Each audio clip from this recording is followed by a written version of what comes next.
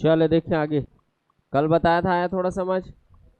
जानना आपको ये है कि इंडिया में कभी भी कोई स्टेट का फॉर्मेशन होगा तो उसके लिए अकाउंटेबल रिस्पॉन्सिबल है, वो है संसद, पार्लियामेंट ऑफ इंडिया।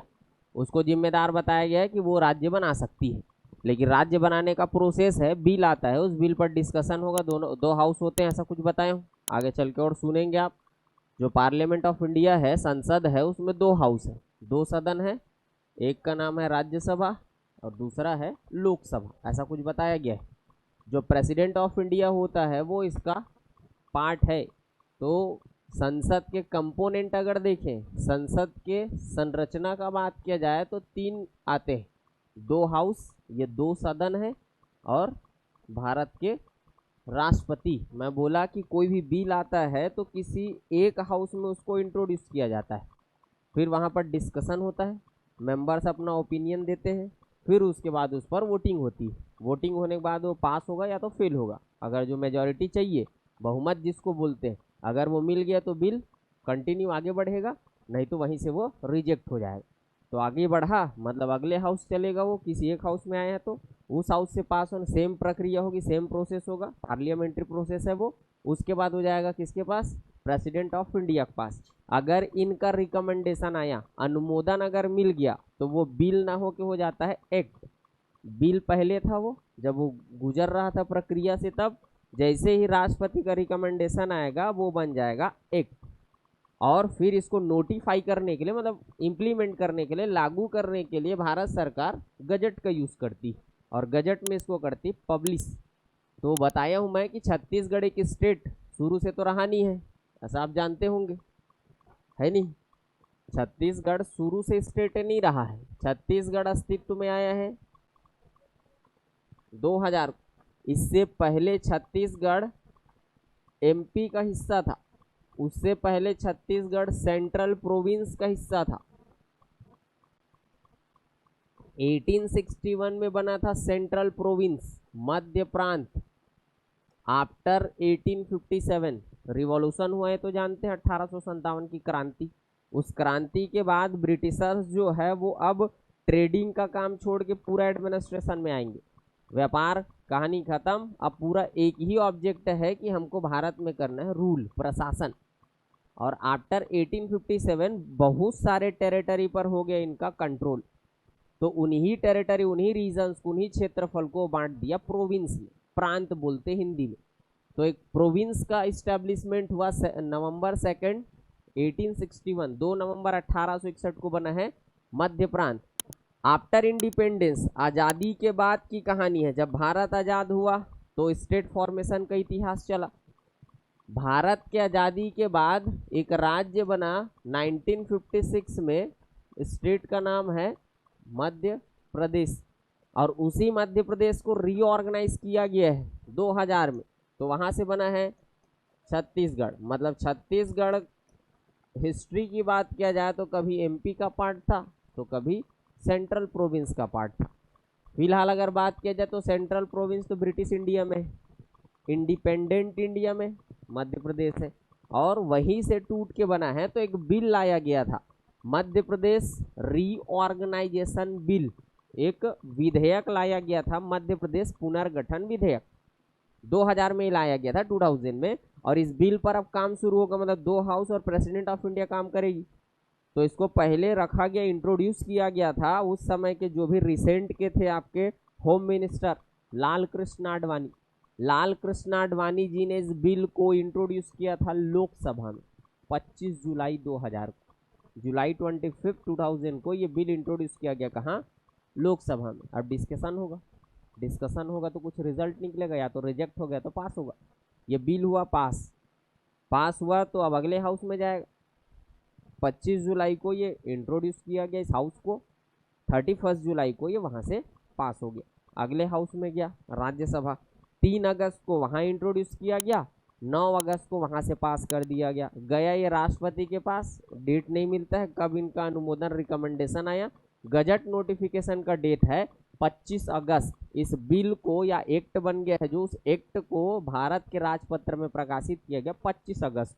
आपको जानना फिलहाल ये है कि कि छत्तीसगढ़ का फाउंडेशन या इस्टेब्लिशमेंट है एमपी रीऑर्गेनाइजेशन एक्ट 2000। जानना ये छत्तीसगढ़ बना कैसे, तो मध्य प्रदेश पुनर्गठन अधिनियम 2000 से। मैं बोला गजट नोटिफिकेशन है, राजपत्र में प्रकाशित हुआ है ये एक्ट कब, 25 अगस्त 2000 को राजपत्र में प्रकाशित हुआ है।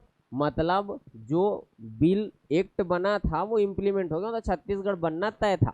बस हम फाउंडेशन डे जो है वो 1 नवंबर को सेलिब्रेट करते हैं। क्यों? क्योंकि 1 नवंबर को ही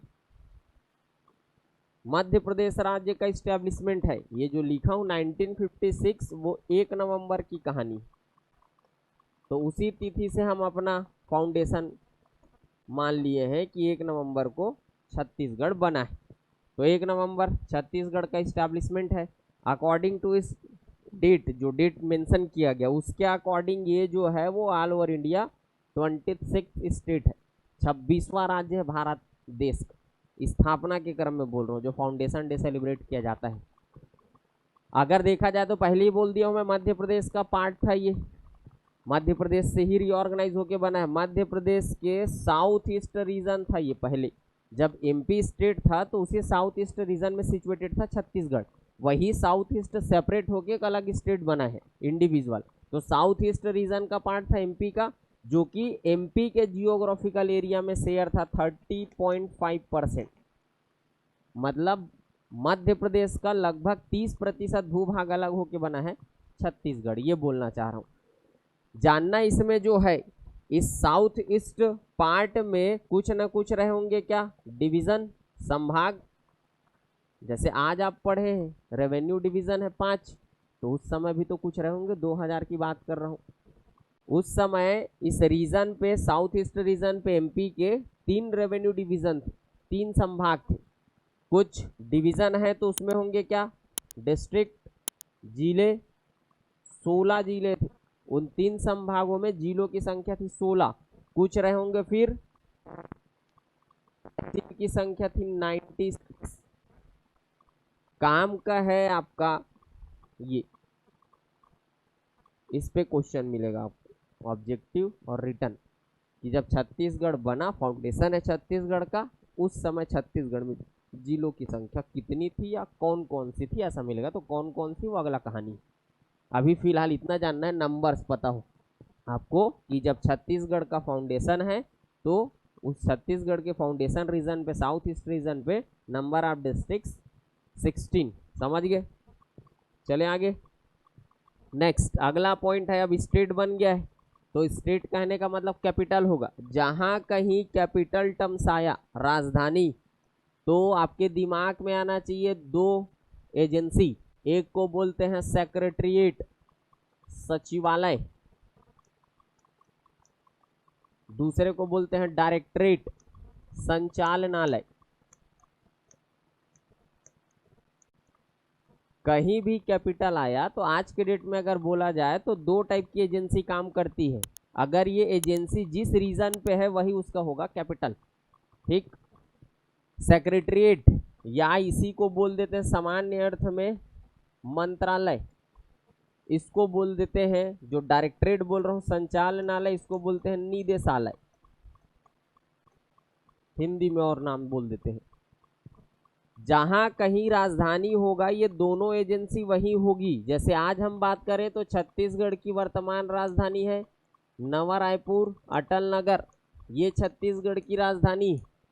तो ये दोनों जो एजेंसी है वो यही है, इसलिए छत्तीसगढ़ की राजधानी वर्तमान में नवा रायपुर, अटल नगर है। अब बहुत सारे डिपार्टमेंट्स हैं, बहुत सारे डिपार्टमेंट्स हैं। जैसे बात किया जाए तो एजुकेशन की मैं बात करूं तो एक स्कूल एजुकेशन होता है, स्कूल शिक्षा, फिर हायर एजुकेशन है, उच्च शिक्षा, टेक्निकल एजुकेशन है, मेडिकल एजुकेशन है। मतलब अलग अलग डिपार्टमेंट्स है, हर डिपार्टमेंट के लिए 2 एजेंसी होता है। एग्जाम्पल के रूप में अभी मैं बोल रहा हूँ, जो ट्रेंडिंग है योजना सुने होंगे, महतारी वंदन, ये तो हर महीना हाईलाइट होते रहता है। तोर बार हाईलाइट नहीं, महतारी मन बर तो हाईलाइट है, भक ले 1000 आगे चेहरा खिल गयो कर मन। फिर DPRCG वाला आर्टिकल लिख रहा है कि महिला खुश है करके, महिला खुश है, महिला का लड़का खुश नहीं है नहीं का। 1000 दे दे तो माँ खुश है, लेकिन ओकर लड़का टूरिस्ट ब्राह्मण है, ओमन तो दुखी चलत काबर वैकेंसी है नहीं, आंदोलन रद्द बैठे बेचारा शिक्षक मन है, ओमन दुखी है। नहीं तो कोई न कोई सोसाइटी में दुख है, भले माता खुश है, माता का संतान खुश नहीं है ये व्यवस्था से, क्योंकि फ्री बीज दे रहे हो। फाइनली दूसरे का हक को मार के ही फ्री बीज दिया जा रहा है। हक किसका मार रहे हो का लड़का मन के, जहाँ रिक्रूटमेंट होना चाहिए वहाँ रिक्रूटमेंट है ही नहीं। तो एक योजना सुने होंगे महतारी वंदन, हर महीना आते रहता है 1000। महतारी वंदन स्कीम जो है वो महिला नोडल जो डिपार्टमेंट है इस स्कीम के लिए वो है महिला एवं बाल विकास, women and child development department, एक विभाग है। इस विभाग के लिए एक होगा क्या सेक्रेटरीट, दूसरा होगा क्या डायरेक्टरेट। अगर बात किया जाए सेक्रेटरीट के, इसका ऑब्जेक्ट क्या है, किस लिए लाया गया है, तो ये काम करती है पॉलिसी मेकिंग का, नीति निर्माण का काम है। अब जैसे आप जानते होंगे महतारी वंदन योजना के बारे में, तो उसमें बोला गया है मिनिमम 21 ईयर एज होना चाहिए। पॉलिसी यही बनाई होगी कि कौन एलिजिबल है, क्वालिफिकेशन रखेगा ये तो फिर वो एलिजिबल है, अगर वो क्वालिफिकेशन नहीं हो उसके पास तो वो नॉट एलिजिबल है। हर महिला इसका एडवांटेज नहीं ले सकती है। पहले तो ये है कि मिनिमम 21 एज है, मतलब यहाँ पर प्रयास किया गया है कि चाइल्ड मैरिज अगर किसी का हो गया है तो उसको एडवांटेज नहीं मिलने वाला है, मतलब रोकना ये भी है कि चाइल्ड मैरिज को भी रोक लिया जाए। फिर बोला गया है दूसरा कि वो जो है विवाहित हो, मैरिड है तभी दिया जाएगा, नहीं तो नहीं दिया जाएगा। फिर बोला गया है कि इनकम टैक्स पेयर ना हो वो, कि वो आयकर दाता ना हो, या फिर बोला गया है कि वो एक्स या सिटिंग जो भी है MP MLA का पार्ट ना हो। ये सब गाइडलाइन बनाई होगी women and child development department. ये पॉलिसी बनाई कौन, सचिवालय सेक्रेटरीट। अब इसको इम्प्लीमेंट करने का काम इसका है। तो संचालनालय का काम क्या है, तो जो भी पॉलिसी बनाती है डिपार्टमेंट उसको करती है ये एग्जीक्यूट, क्रियान्वयन, नीति का क्रियान्वयन का काम है, पॉलिसी एग्जीक्यूशन का काम करती है कौन। और अगर अभी फिलहाल मैं ये बोलना चाह रहा हूँ कि अगर ये दोनों एजेंसी जहाँ कहीं है वही होगा कैपिटल। आज के डेट में भाई मॉडर्न एरम बोल रहा हूँ, ऐसे मत सोचो मैं कलचुरी तने चलो फिर कलचुरी के समय तलोक मंत्रालय रही इसका ऐसे मत कर दे, क्योंकि डेमोक्रेसी थी नहीं उस समय, केवल मोनार्की थी, राजतंत्रात्मक व्यवस्था। तो राजा ही मंत्रालय है, राजा ही निदेशालय है, मेरा वचन ही मेरा शासन, सुने होंगे बाहुबली में, मतलब वो राजा बोल देगा वही होने वाला है, वो कुछ होने वाला नहीं है। अब यहाँ डेमोक्रेसी चल रही तो कुछ आपको अंतर दिखेगा। तो जो हमारे यहाँ वर्तमान जो कैपिटल है वो है नवा रायपुर अटल नगर, लेकिन ऐसा नहीं है कि नवा रायपुर अटल नगर शुरू से हमारा कैपिटल है नहीं। आप भी जान रहे होंगे, नहीं जान रहे होंगे, जानेंगे आगे। 2012 में बना है, ऐसे तो नहीं बैठे कोई 2012 के बाद पैदा हुए, नहीं, तो जानेंगे आगे कि 2012 में कैपिटल शिफ्ट किया गया था नवा रायपुर, उससे पहले रायपुर था, उससे पहले कुछ और था। तो जानना है आपको इसमें कैपिटल को लेके ये 3 पॉइंट। फर्स्ट कैपिटल है छत्तीसगढ़ का, वो है रतनपुर, 1758, 1758 में छत्तीसगढ़ की कैपिटल के रूप में इस्टेब्लिश हुआ था, वो है रतनपुर। इस कैपिटल को शिफ्ट किया गया था, ट्रांसफर किया गया है 1818 में, 1818 में छत्तीसगढ़ का कैपिटल हो गया रायपुर। और फाइनली 1 नवंबर 2012 में छत्तीसगढ़ का कैपिटल हो गया नवा रायपुर अटल नगर। बात कर रहा हूँ थोड़ा सा हिस्टोरिकल बैकग्राउंड पे इसके। 1758, उससे पहले ये जो 1758 की कहानी है वो मराठा रूल से जुड़ा हुआ है। उससे पहले रूल कर रहे थे कलचुरी। सेंट्रल छत्तीसगढ़ का मतलब समझ गए, रेवेन्यू डिवीजन आते कितने, 3, थोड़ा बहुत ध्यान में होगा, 3 रेवेन्यू डिवीजन इस सेंट्रल छत्तीसगढ़ का पार्ट है। एक रेवेन्यू डिवीजन है रायपुर, ऐसा कुछ बताया गया है। और रायपुर रेवेन्यू डिवीजन में जिलों की संख्या है 5। ये आपका धमतरी डिस्ट्रिक्ट है, गरियाबंद है, दोनों के नॉर्थ में रायपुर है, बलौदाबाजार है, और ये आपका महासमुंद, 5 जिले हैं। जस्ट साइड में अगला रेवेन्यू डिवीजन है दुर्ग, ये एक अगला संभाग है। जिलों की संख्या है यहाँ 7। टॉप टू बॉटम बात किया था, कबीरधाम, खैरागढ़, राजनांदगांव, मोहला, बालोद है, दुर्ग है, बेमेतरा है। जस्ट नॉर्थ दोनों के उत्तर में स्थित है वो है आपका बिलासपुर डिवीज़न। ये आपका बिलासपुर डिवीज़न जिसमें हम लेफ्ट से चले थे मुंगेली लेके, मुंगेली फिर बताया गया है गौरेला, पेंड्रा, मरवाही, बिलासपुर है। बोला था 2 जिला मिलेगा, एक जांजगीर, अगला कोरबा है, फिर जांजगीर के साइड में शक्ति है, ये है सारंगढ़, यहाँ से रायगढ़ है। ये 8 जिले बिलासपुर रीजन का। इसी सेंट्रल छत्तीसगढ़ में मिडाइवल हिस्ट्री जब आप पढ़ेंगे तो पढ़ेंगे एक डायनेस्टी रूल कर रही थी, कलचुरी। स्टार्ट में कलचुरी तो एक ही रीजन पे था, लेकिन आगे चल के 14th सेंचुरी में कलचुरी का पावर जो है वो डिवाइड हो गया, सेपरेट हो गया, 2 अलग अलग पावर में डिस्ट्रीब्यूट हो गया कलचुरी। एक कलचुरी बना वो है रतनपुर रीजन से, जिसको बोलते हैं रतनपुर कलचुरी, और दूसरा कलचुरी रूल किया रायपुर रीजन से, जिसको बोलते हैं रायपुर कलचुरी। कलचुरी को 2 पार्ट में पढ़ना है हमको, रतनपुर से अलग रूल किए हैं, कलचुरी एक अलग डायनेस्टी दिखेगा आपको, और रायपुर रीजन से अलग दिखेगा। जो रतनपुर कलचुरी रूल किया इसका टाइम पीरियड है 1000 AD टू 1745, 1000 ईस्वी से 1745 ईस्वी तक कलचुरियों का रूल रहा है रतनपुर में। फाउंडर थे कलिंग राज नाम का शासक का नाम सुनेंगे, और लास्ट वो है रघुनाथ सिंह। 1745 में उनका डेथ हुआ, डेथ के बाद कहानी यहाँ की बदल गई। रायपुर कलचुरी, इसका हिस्ट्री स्टार्ट होता है 1300 AD में, 1300 ईस्वी में कहानी शुरू हुआ और ख़त्म हुआ है 1750 में। लगभग आप बोल सकते हैं कि 450 साल तक रूल किया है रायपुर रीजन में कलचुरी, और रतनपुर रीजन में बोल सकते हैं 750 साल तक, 750 ईयर तक वहाँ था, 450 ईयर तक यहाँ था। यहाँ फाउंडर पढ़ेंगे लक्ष्मी देव था, और लास्ट जो किंग था वो अमर सिंह देव था। मुद्दा भी वो नहीं है, अभी जानना ये है कि यही कलचुरी जब रूल कर रहे थे तो छत्तीसगढ़ का जो सेंट्रल रीजन है वो एडमिनिस्ट्रेशन के पॉइंट ऑफ व्यू से डिवाइड था।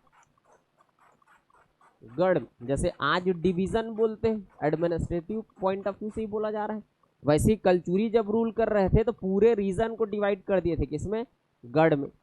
डिसेंट्रलाइजेशन थी, विकेंद्रीकृत व्यवस्था थी, केवल गढ़ बस एक यूनिट नहीं होता था, जैसे आज होता है डिवीजन, डिस्ट्रिक्ट, तहसील, विलेज, तो आज डिसेंट्रलाइजेशन दिखता है, इसी को बोलते हैं विकेंद्रीकरण। सत्ता एक जगह केंद्रित नहीं है, छोटे छोटे स्तर पे एडमिनिस्ट्रेशन चल रहा है। तो गढ़ होता था, गढ़ डिवाइड होता था बरहों में, और एडमिनिस्ट्रेशन में सबसे नीचे था, लोवेस्ट लोअर पे था, वो है लेवल पे था, वो है गांव। 3 टाइप का एडमिनिस्ट्रेटिव सेटअप था, गढ़ सिस्टम थी, बरहो था और गांव था। समझ गए क्या बोल रहा हूँ? दूसरे पॉइंट ऑफ व्यू से समझे तो गांव से मिलके बनता था बरहो, बरहो से मिलके बनता था गढ़। जो रतनपुर है, जिस रीजन पे इन लोग रूल कर रहे थे, रतनपुर के कलचुरी अपने जुरिडिक्शन रीजन्स को इन लोग 18 गढ़ में बांट दिए थे, रतनपुर कलचुरी वाले। और रायपुर कलचुरी जिस रीजन पे रूल कर रहे थे वो अपने अधिकार क्षेत्र को 18 गढ़ों में बांटे थे। 2 अलग अलग रीजन पे इन लोग रूल कर रहे थे, और अपने जुरिडिक्शन रीजन को जहां पर इनका अधिकार था उसको 18 भाग में लोग पार्ट में बांट दिए। जैसे 8 डिवीजन है 5, वैसे टाइप का समझ लीजिए, उस समय का डिवीजन समझ लीजिए, उन लोग कहलाते थे। गढ़ सिस्टम था वो कुछ एक जियोग्राफिकल एरिया था, वहां से कोई रूल करता था, जिसको आगे चल के पढ़ेंगे गढ़ाधिपति या दीवान बोलते थे। अभी मुद्दा नहीं है, वो हिस्ट्री का है। अब ये जानना ये है कि रतनपुर रीजन कौन सा था, रायपुर रीजन कौन सा, बाद में देखेंगे, ड्रेनेज जब पढ़ेंगे तब। एक नदी धमतरी के सिहावा से ओरिजिन है, ये एक नदी है, महानदी के नाम से जानी जाती है, ड्रेनेज पढ़ेंगे तब पढ़ेंगे। ये एक नदी का फ्लो है, इस नदी की ट्रिब्यूटरी है, और छत्तीसगढ़ की लॉन्गेस्ट रिवर, और इस नदी की ट्रिब्यूटरी के रूप में लॉन्गेस्ट ट्रिब्यूटरी ये है डिस्ट्रिक्ट मोहला, मानपुर, अम्बागढ़, चौकी। यहाँ से एक नदी का ओरिजिन होता है, और ये शिवरी नारायण में महानदी को ज्वाइन करती है। ये एक नदी है शिवनाथ, शिवनाथ को ही फोकस करना है, काम का वही है। आगे चल के मैं बात करूंगा कि अब डिस्ट्रिक्ट फॉर्मेशन बताऊंगा तब कि 1869 में हमारे यहाँ सेटलमेंट ऑफिसर अपॉइंट किए गए थे ब्रिटिश रूल में, और वही सेटलमेंट ऑफिसर जो है वो रिकॉर्ड कलेक्ट कर रहे थे, तो उन्हीं लोग लिस्ट दिए 18 गढ़ों का, उन्हीं लोग बताएं। नाम लूंगा, चिस्म और हैविट नाम का दो सेटलमेंट ऑफिसर थे। ये नदी है कौन सी? शिवनाथ। इसी शिवनाथ को बेस करके वो चिस्म और हैविट जो है वो 18 गढ़ों का लिस्ट दिए। इसके नदन रीजन पे जो कलचुरी थे उन लोग कहलाते थे रतनपुर कलचुरी या रतनपुर स्टेट, रतनपुर राज्य, और जो इसके सदर्न रीजन पे जो कलचुरी थे उन लोग कहलाते थे रायपुर स्टेट या रायपुर कलचुरी।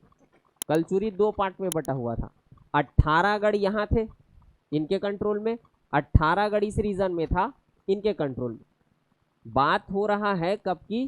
Kalachuri time period 1745। अगर इसमें देखा जाए दोनों में कंपैरिजन, तो पहले कलचुरी डिक्लाइन किया वो है रतनपुर, क्योंकि मैं इसका डेट लिखा हूँ 1750, ये बाद में डिक्लाइन हुआ है, इसका जो समापन है वो बाद में हुआ है, पहले डिक्लाइन ये किया। डिक्लाइन हुआ तो ये कंट्रोल में आया, बेसिकली वो है मराठों के। छत्रपति शिवाजी महाराज का नाम सुने? छत्रपति शिवाजी महाराज के मृत्यु के उपरांत पूरा मराठा, बहुत बड़े टेरिटरी में उनका कंट्रोल था। अब जानते हैं ज़्यादा संपत्ति होता है तो फिर अगर संस्कारी पुत्र या परिवार नहीं है तो संपत्ति खत्म है, अर्थ ही नहीं उठे रहा, लड़ी झगड़ा शुरू हो जाती। देखियो बस, अगर संस्कार नहीं मिला है बेटे को या पुत्र या पुत्री को तो फिर अतलंग नाफी देते होंगे। हुआ यही, छत्रपति शिवाजी महाराज का जैसे ही डेथ हुआ इनकी पूरी टेरिटरी 5 पार्ट में डिवाइड हो गई, और वही मराठा अलग अलग जगहों से अलग अलग नाम से रूल करना शुरू किए। होलकर, सिंधिया, गायकवाड़, पेशवा नाम सुनेंगे, बाजीराव मस्तानी।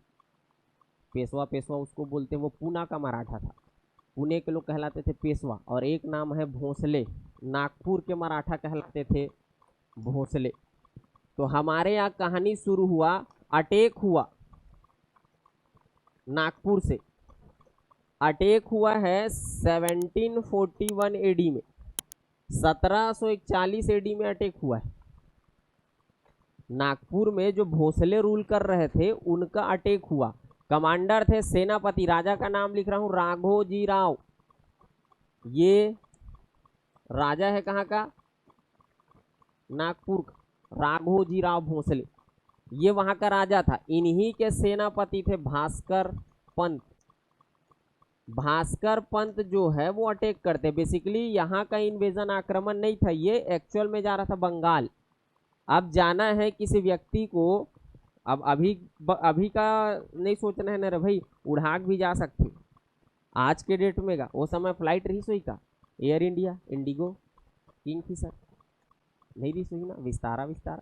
आज है फ्लाइट फैसिलिटी। उस समय अगर किसी को भी जाना है और लैंड की बात हो रहा है तो लैंड को ही क्रॉस करके क्रॉस बाउंड्री जाएगा, तो बिना बाउंड्री क्रॉस करे निकल जाएगा।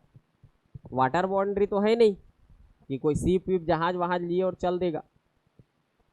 ये है आज का छत्तीसगढ़, और सेंट्रल रीजन पे रूल हो रहा है किसका? कलचुरी का। ठीक, पढ़े हैं आप, थोड़ा बहुत ध्यान में होगा तो।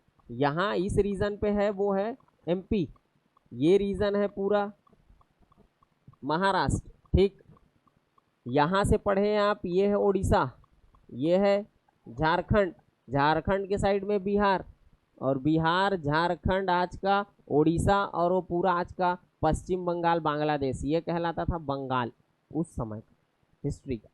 तो इसी रीजन को जाना है। अब कोई भी व्यक्ति, अब उस समय ये भी नहीं सोच लेना है कि जीपीएस ट्रैक कर रहा होगा क्या। ये जीपीएस मॉडर्न टेक्नोलॉजी है, सैटेलाइट के थ्रू आप ट्रैक हो जा रहे हैं। उस समय तो कुछ नहीं रहा होगा, तो सेना निकलती रहेगी, जिधर रास्ता मिल गया उधर भाग दिए। अब सेना स्टे भी करेगी कहीं कहीं, तो नदी नाला भी देखेगी, तो नदी किनारे किनारे आगे बढ़ने की कोशिश करते थे, क्योंकि वो सुरक्षित जगह है।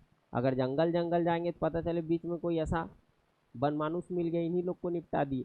शिकार करने से पहले शिकार हो गए, क्योंकि जाना है इनको कहाँ? बंगाल। अब नागपुर कहाँ था? तो ये महाराष्ट्र में आते का। हाँ, यहाँ निकलना है, मतलब निकले होंगे, अब जाना इधर। एक ही मार्ग है, लैंड से ही निकलना है, वाटर वाला कहानी है नहीं।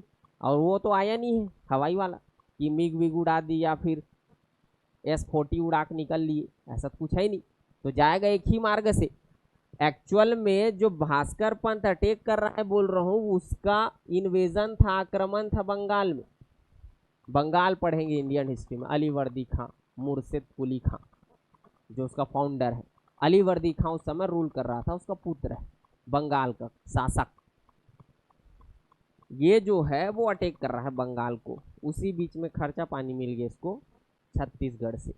अब छत्तीसगढ़ में बैठा था जब ये रूल आक्रमण कर रहा था, तो छत्तीसगढ़ में रूल हो रहा था किसकी? कलचुरी की। और कलचुरी में मैं डेट मेंशन किया हूँ, रतनपुर कलचुरी। रतनपुर कलचुरी का राजा था रघुनाथ सिंह। रघुनाथ सिंह पढ़ाऊंगा आगे चल के, बात करूंगा। 1732 में इसका राज तिलक हुआ, सत्ता दिया गया इसको 1732 में। 1732 में राजा बना है कौन? रघुनाथ। और ये 1745 एडी तक रूल करता है। जब 1732 में इसको सत्ता दिया गया तो उसका एज हो गया था 60। आज का रिटायरमेंट का डेट है नहीं, अभी बोल देते हैं कि 60 प्लस हो गया, 60 आ गया है, तभी तो रिटायर कर देते हैं। अब तो जरूरत नहीं है, अब निकलते हैं। दूसरा अच्छा फिजिकल एबिलिटी पोटेंशियल वाला आदमी चाहिए हमको। रिटायरमेंट के समय राजा बन रहा है। एक तो क्षमता खत्म है, और जो युवा सोचेगा वैसा ये सोच नहीं सकता है कि आक्रमण करे तो सामने वाला डिफेंड का सोचेगा, ये नहीं कि हम उसको रिप्लाई करें। वो बोलेंगे बच जाए भैया जी, बच जाए, आखिरी आखिरी पर में अकाल मृत्यु नहीं मरना है। अब ये 60 में सत्ता मिल रहा है इसको। जब अटैक हो रहा है वो है 1741, मतलब इसमें 9 साल जोड़ेंगे तब मिलेगा। तो जब अटैक हुआ तो ये हो गया था 69 का, तब तो और कहानी खत्म हो गया रहा होगा। अब कोई भी अटैक होता है तो पहले उसको क्या चेतावनी दी जाती है, वार्निंग, कि आप सरेंडर कर दें नहीं फिर हम आ रहे हैं साजो सामान लेके। यहाँ कोई ऐसा वार्निंग नहीं दिया गया था, क्योंकि इन लोग आक्रमण रतनपुर पे नहीं कर रहे थे। इनको जाना था कहाँ? बंगाल। रास्ता में ये मिल गया, और मिल गया तो डोकरा टाइप का शासक मिल गया। ज़्यादा मेहनत करने की जरूरत नहीं पड़ा भास्कर पंत और उसके पूरे मिलिट्री बेस को। आराम से आया, इसको चुपचाप बैठा दिया, लड़ाई झगड़ा कुछ नहीं हुआ है, ये खुदे सरेंडर कर दिया। रहन दे भैया, आखिरी पड़ाव में मत मार, तो का चाहिए बता दे, तो डिमांड फुलफिल करने की कोशिश करेंगे जो हमारी क्षमता होगी उसके बेसिस। ऐसा बोलते हैं कि ये राजकोष गया इसके मतलब खजाना में, 1 लाख रुपए की डिमांड किया, इसको 1 लाख रुपए दे दिए। आज के 1 लाख मत कभी दैयत के कर मांगे हैं। कब के 1 लाख? 1740 का 1 लाख है, नहीं 250-300 साल पहले के 1 लाख है, ज़्यादा वैल्यू ही रहा होगा। इनको दिया गया, इन्होंने अपना एक एजेंट अपॉइंट कर दिया। एजेंट को बोला कि अगर ये 3-5 करे भोंग देना सीधा। कल्याण गिरी गोसाई उसको अपना एजेंट बिठाया, क्योंकि इनको जाना है बंगाल। पैसा मिल गया बढ़िया, कुछ तो खर्चा पानी मिल गया है, आगे का खर्चा तो निकल ही जाएगा। निकले ये कहाँ? बंगाल। अलीवर्दी खां के साथ इसका हुआ कॉन्फ्लिक्ट, संघर्ष, और उस संघर्ष में ये निपट गया। 1745 में भास्कर पंत बंगाल के शासक अलीवर्दी खां के हाथों मारा गया। अब ये इंफॉर्मेशन मिलेगा किसको? राजा को। राजा कौन? राघोजी राव। ये भी सुनेगा कहीं न कहीं, जो बैठे मरे नहीं है अभी, है जिंदा है, मर ही है 1745 में, भले रूल नहीं कर रहा है लेकिन है जिंदा, तो इनको भी सूचना मिलेगा। अब दुश्मन मरेगा तो खुशी तो होगा ही। जो इसको हटा के दूसरे को दे दिया था, एजेंट बना के अपॉइंट करके निकल लिया था, वो खुद निपट गया है। ये एजेंट को ही हटा दिया, खुद बैठ गया। 1744 में जैसे भास्कर पंत के मृत्यु का सूचना इनको मिला, ये खुद अपने आप को राजा बना दिया, फिर डिक्लेयर कर दिया कि मैं राजा हूँ रतनपुर। लेकिन ज़्यादा दिन नहीं चला, 1 साल में खुद निपट गया। 1745 में रघुनाथ की मृत्यु, क्योंकि ये कंट्रोल में आ गया था मराठा के। राजा नहीं मरे भाई, ये 1755 में मरी। राजा जान रहा है कि कंट्रोल में है, तो यहाँ का कोई ना कोई एजेंट अपॉइंट करेगा रतनपुर में, और रतनपुर में जिसको एजेंट अपॉइंट करेगा उसका नाम था मोहन सिंह, और वो कंटिन्यू किया। वो एजेंट था, किसका एजेंट था? राघोजी राव का। वो उसको एजेंट बना के भेजा कि आप तब तक यहाँ का शासन जो है वो संभाल लीजिए। तो मोहन सिंह ने रतनपुर का शासन का संचालन किया 1745 to 58। राघोजी राव, अब एजेंट क्यों बनाया है वो भी आपको समझ आ जाएगा। राघोजी राव भोसले कहाँ के राजा? नागपुर के। एक और 4 जन लड़का। काम का भी है वो है बिम्बा जी, जानको जी, मुधो जी, बिम्बा जी, सांबा जी, ऐसे 4 जन नाम है। वही सांबा जी। कितने आदमी थे रे? देखोगे ना शोले वाला पिक्चर, महाराष्ट्र के रहे तो फिर उसने नाम मिल ही तोला। जो इनका बड़ा पुत्र था वो था जानको जी। डेफिनेटली इनके डेथ के बाद अगला सक्सेसर बड़े लड़का होते ना। जैसे पांडु का डेथ हुआ, मतलब वही महाभारत वाला पांडु, माता कुंती के पति, तो युधिष्ठिर ला ही राजा बनाए दी कि भीमला बना दी है नहीं। जैसे आप देखे भी होंगे दशरथ जी का डेथ हुआ तो भगवान राम को ही सत्ता जाना था फाइनली। ऐसी परंपरा रही है कि वो वो आज भी चल रहा है ना, वो परंपरा गया नहीं है। डेमोक्रेसी आ गई है, मतलब ये नहीं सोच लेना कि चल दिया है क्या, आज भी है। वो योग्य हो ना हो राजा वही बनेगा। तो जानको जी बना राजा, इसको मिलेगा नागपुर का राज्य। ये जो है वो मरने से पहले कुछ कुछ सेटलमेंट करके निकल लिया था। 1732 में ये सत्ता में आया और 55 में इनका डेथ हुआ। कंप्लीट सेटलमेंट नहीं था, सेटलमेंट थोड़ा बहुत किया था। जो 4 पुत्र थे इनके बीच में अब थोड़ा सेटलमेंट कर दिया था, तो थोड़ा से शांत थे। पूरा सेटलमेंट नहीं हुआ था, आधा सेटलमेंट हुआ था। अगर एक भी सेटलमेंट नहीं होता तो फिर इन लोग मारिक मारा हो जाते, चारों वर्चस्व की लड़ाई, जो जीतेगा उसका नागपुर, ऐसे कंपटीशन चारों भाई चलता। तो सेटलमेंट कुछ कुछ हो गया था चारों में। जो नागपुर राज्य था वो डिवाइड कर दिया गया। तो बिम्बा जी इनको मिला छत्तीसगढ़ का पार्ट और ये रूल करना शुरू किए रतनपुर से। आएंगे वही मोहन सिंह को हटाया जाएगा 1758 और यहीं से मराठा रूल छत्तीसगढ़ में शुरू होगा। जब तक डलहौजी अपने पॉलिसी से हड़प ना ले नागपुर को, तब तक मराठा रूल चलेगा छत्तीसगढ़ में। ये मराठा रूल का टाइम पीरियड है 1758 to 1854। मराठा लोग रूल किया। मराठा कहाँ के? नागपुर के, और उसको बोलते थे भोसले। तो नागपुर के मराठे जो है वो रूल किए और ये उनका टाइम पीरियड है। अब मुद्दा ये है कि इस पूरे टाइम पीरियड की बात किया जाए तो जैसे आप कलचुरी देखेंगे तो कलचुरी का पूरा टाइम पीरियड जो है वो आपको मोनार्की दिखेगी, राजतंत्रात्मक व्यवस्था। राजा ही एडमिनिस्ट्रेशन का पावर है, राजा से ही सब चीज चल रहा है। लेकिन इनके पूरे टाइम पीरियड में जो टाइम पीरियड लिख रहा हूँ उसमें कहीं आपको पूरा राजतंत्रात्मक व्यवस्था नहीं दिखेगा। जहां दिखेगा वो उसको लिख रहा हूं अलग से। एक दिखेगा जहां मोनारिकल रूल आपको दिखेगा, राजतंत्रात्मक व्यवस्था, और ये केवल 30 साल तक था 1758 to 1788, 30 साल तक की व्यवस्था थी। उसके बाद यहाँ पर डिपेंडेंसी रूल स्टार्ट हो गया था। नागपुर के डिपेंड होके या उनके कंट्रोल में यहाँ का एडमिनिस्ट्रेशन देखा गया। पहले ये इंडिपेंडेंट था, अब हो गया वो डिपेंड। कहाँ से डिपेंड है? नागपुर से। छत्तीसगढ़ का जो पावर है वो नागपुर को चले गया फाइनली। पहले छत्तीसगढ़ का पावर इस टाइम पीरियड में छत्तीसगढ़ में ही कंसंट्रेटेड था और रूल कर रहे थे यहाँ पर वो है बिम्बाजी राव। प्रश्न आपको मिलेगा ऑब्जेक्टिव, छत्तीसगढ़ के पहले मराठा कौन थे? तो वो है बिम्बाजी राव भोसले। ये छत्तीसगढ़ में पहले मराठा है। इनका कोई पुत्र नहीं था तो इन्होंने अपने भाई, वही नाम लिया मैं, एक जानको जी है, एक मुधो जी है, एक बिम्बा जी और एक सांबा जी है। मुधो जी के पुत्र को ये अडॉप्ट किया था, भतीजा होगा फाइनली, भाई का लड़का है तो इन्होंने अपने भतीजा को अडॉप्ट किया था जिसका नाम था चिमणा जी, चिमणा जी राव भोसले। अगला मराठा हुआ, यही दो हमारे यहाँ रतनपुर से रूल किए। इसके बाद कोई मराठा छत्तीसगढ़ में आके रूल नहीं किया, वो नागपुर से व्यवस्था को कंट्रोल कर रहे थे। मतलब यहाँ इंडिपेंडेंट रूल हो रहा है छत्तीसगढ़ में, यहाँ डिपेंडेंट रूल हो रहा है, अधीन होकर शासन कर रहा है। किसके अधीन? नागपुर के। अगर आगे का टाइम पीरियड देखें तो आपको मिलेगा 1788 to 1854। लेकिन पॉलिटिकल अनस्टेबिलिटी के कारण, राजनीतिक अस्थिरता के कारण इसको फिर 3 पॉइंट में बांटना है। ऐसा नहीं है कि डिपेंडेंट रूल स्टार्ट हुआ तो कंटिन्यू एक ही एडमिनिस्ट्रेटिव सिस्टम चले आ रही थी, क्या अलग अलग कहानी शुरू हुआ पॉलिटिकल अनस्टेबिलिटी के कारण।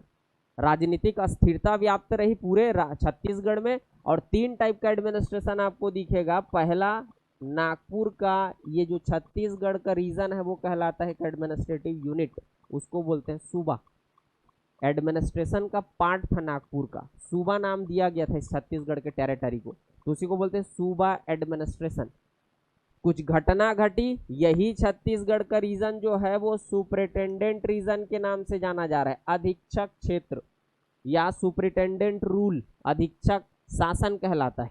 फिर कुछ घटना घटी है, छत्तीसगढ़ जो टेरिटरी है वो कहला रहा है जिला। ऐसा 3 नाम आपको मिलेगा।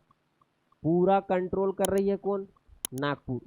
और यहाँ चल रहा है कुछ अस्थिरता प्रशासन में, पॉलिटिकल अनस्टेबिलिटी, और उसी अनस्टेबिलिटी का ये तीनों एडमिनिस्ट्रेटिव सेटअप रिजल्ट है। सूबा एडमिनिस्ट्रेशन, ये व्यवस्था छत्तीसगढ़ में चली है 1788, कहानी शुरू हुआ था 1818। कुछ घटना घटी है 1817-18 में, जिसके कारण ये व्यवस्था हो गई खत्म। अगली व्यवस्था शुरू हुई, कहानी शुरू हुआ 1818 से, 1818 टू, और ये कंटिन्यू रहा 30 तक।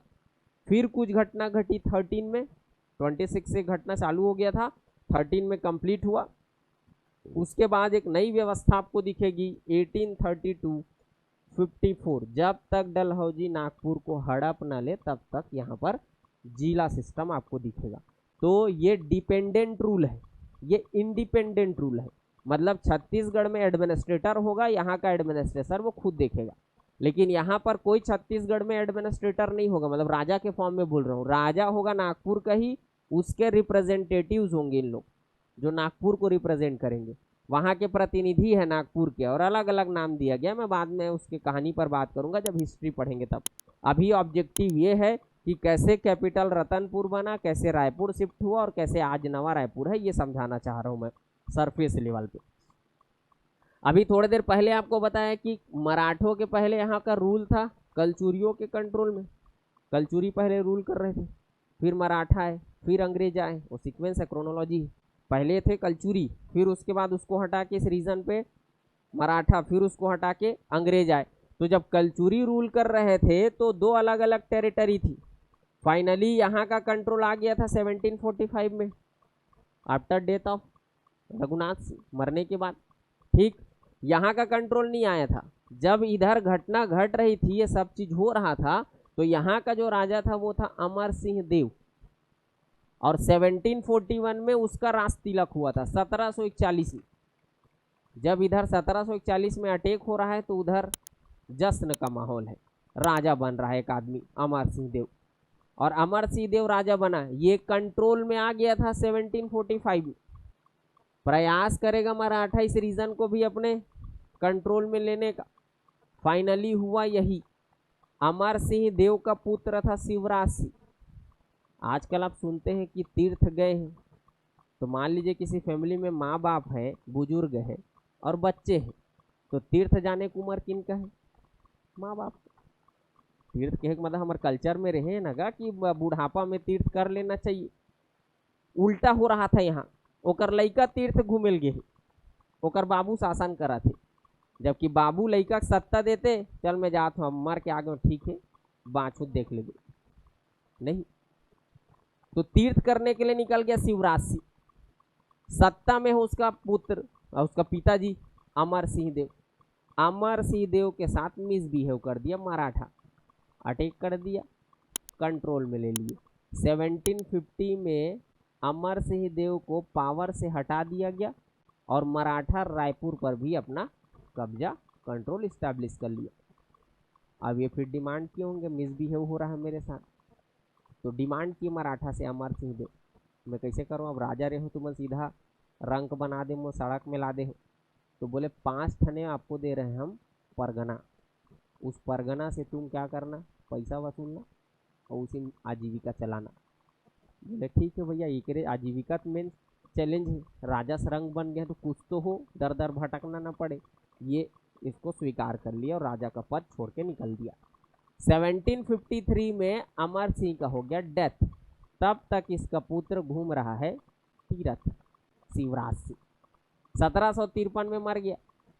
अब मर गया तो फिर अब इसको राजा कहाँ मिलेगा, क्योंकि राजा के लिए राज व्यवस्था तो है ही नहीं, वो खुदे राजा के पद से हट गया 1750 में। तो फाइनली रायपुर रीजन भी किसके कंट्रोल में आ गया इसके डेथ के बाद। अमर सिंह देव 1753 में मरा तो रायपुर भी कंट्रोल में आ गया। अब रायपुर भी कंट्रोल में आ गया है 1750 में। मैं बोला कि 1758 में मराठा रूल शुरू हो रहा है और बिंबाजी राव जो है वो राजा बन के आ रहे हैं नागपुर से। कहाँ का? छत्तीसगढ़ का। ये आया सबसे पहले एडमिनिस्ट्रेटिव चेंज ये किया कि दोनों टेरिटरी को मर्ज कर दिया, इंटीग्रेटेड, मिला दिया दोनों को। ये बोले कि दो अलग अलग टेरिटरी से हम रूल नहीं कर सकते, सबको मर्ज करेंगे, एक जगह सेंटर बना के बैठेंगे। तो मर्ज किया ये रतनपुर स्टेट और रायपुर स्टेट को, दोनों को मर्ज किया। अब यहाँ गढ़ की संख्या थी कितनी?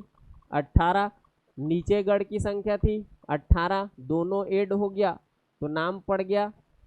ऐसा हिस्टोरियंस बोलते हैं कि छत्तीसगढ़ नाम के पीछे कलचुरी टाइम पीरियड का गढ़ सिस्टम था। कलचुरी लोग गढ़ सिस्टम के थ्रू एडमिनिस्ट्रेशन चला रहे थे, तो उसी से नाम पड़ गया छत्तीसगढ़। अब ये मर्ज किया, गढ़ व्यवस्था को पूरा खत्म कर दिया, गढ़वड़ नहीं रखा वो।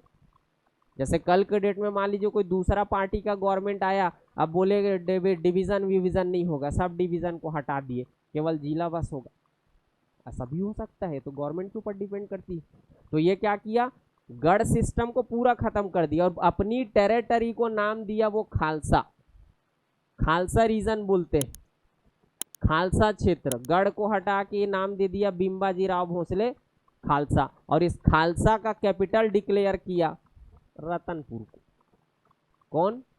बिंबाजी राव भोसले। तो कहानी शुरू हुआ। अब पूरा ये सब कहानी का सार बिंदु ये है कि छत्तीसगढ़ का फर्स्ट कैपिटल है रतनपुर, मराठा शासक बिंबाजी राव भोसले इन्होंने बनाया था। दोनों टेरिटरी गढ़ को मर्ज किया, रायपुर रतनपुर को यूनाइट किया और रतनपुर को कैपिटल डिक्लेयर किया। 1758 की कहानी। इसके बाद इसका सक्सेसर हुआ 7 दिसंबर 1787, दिसंबर 7 1787 को डेथ है बिंबाजी राव भोसले का। ये जैसे ही मरा तो इसका कोई संतान नहीं था, तो इन्होंने अडॉप्ट किया था अपने भतीजा को, मुधो जी उसका भाई था, उसके पुत्र को अडॉप्ट किया था जिसका नाम था चिमणा जी। तो यही राजा बनेगा अगला। मरने के बाद राजा बना कौन? चिमना जी। मैं बोला इसका भाई था, भाई का नाम है मुधोजी राव भोसले। एक भाई है इसका सांबाजी, सांबाजी राव भोसले। मुधोजी राव भोसले वो जो नाम ले रहा हूं वो अकेला नहीं था, 3 भाई थे उन लोग। ये जो राघोजी राव है इसी को हिस्ट्री जो है वो रघुजी फर्स्ट के नाम से जानता है, क्योंकि रघुजी नाम का आपको नाम मिलेगा 3, इसीलिए उसको फर्स्ट बोला गया। फिर आगे मिलेगा सेकंड है, थर्ड है, ऐसा कहानी। इसके 3 पुत्र थे, किसके? मुधोजी के। 3 पुत्र में से एक पुत्र था रघुजी नाम का, लेकिन ऑलरेडी ये फर्स्ट है तो ये है सेकंड। रघुजी द्वितीय इसका पुत्र था, किसका? मुधोजी का। एक पुत्र उसका मंझला बेटा था चिमणा जी, जिसको गोद लिए थे कौन? बिंबाजी राव। और एक पुत्र था व्यंको जी, इसको गोद लिया गया है।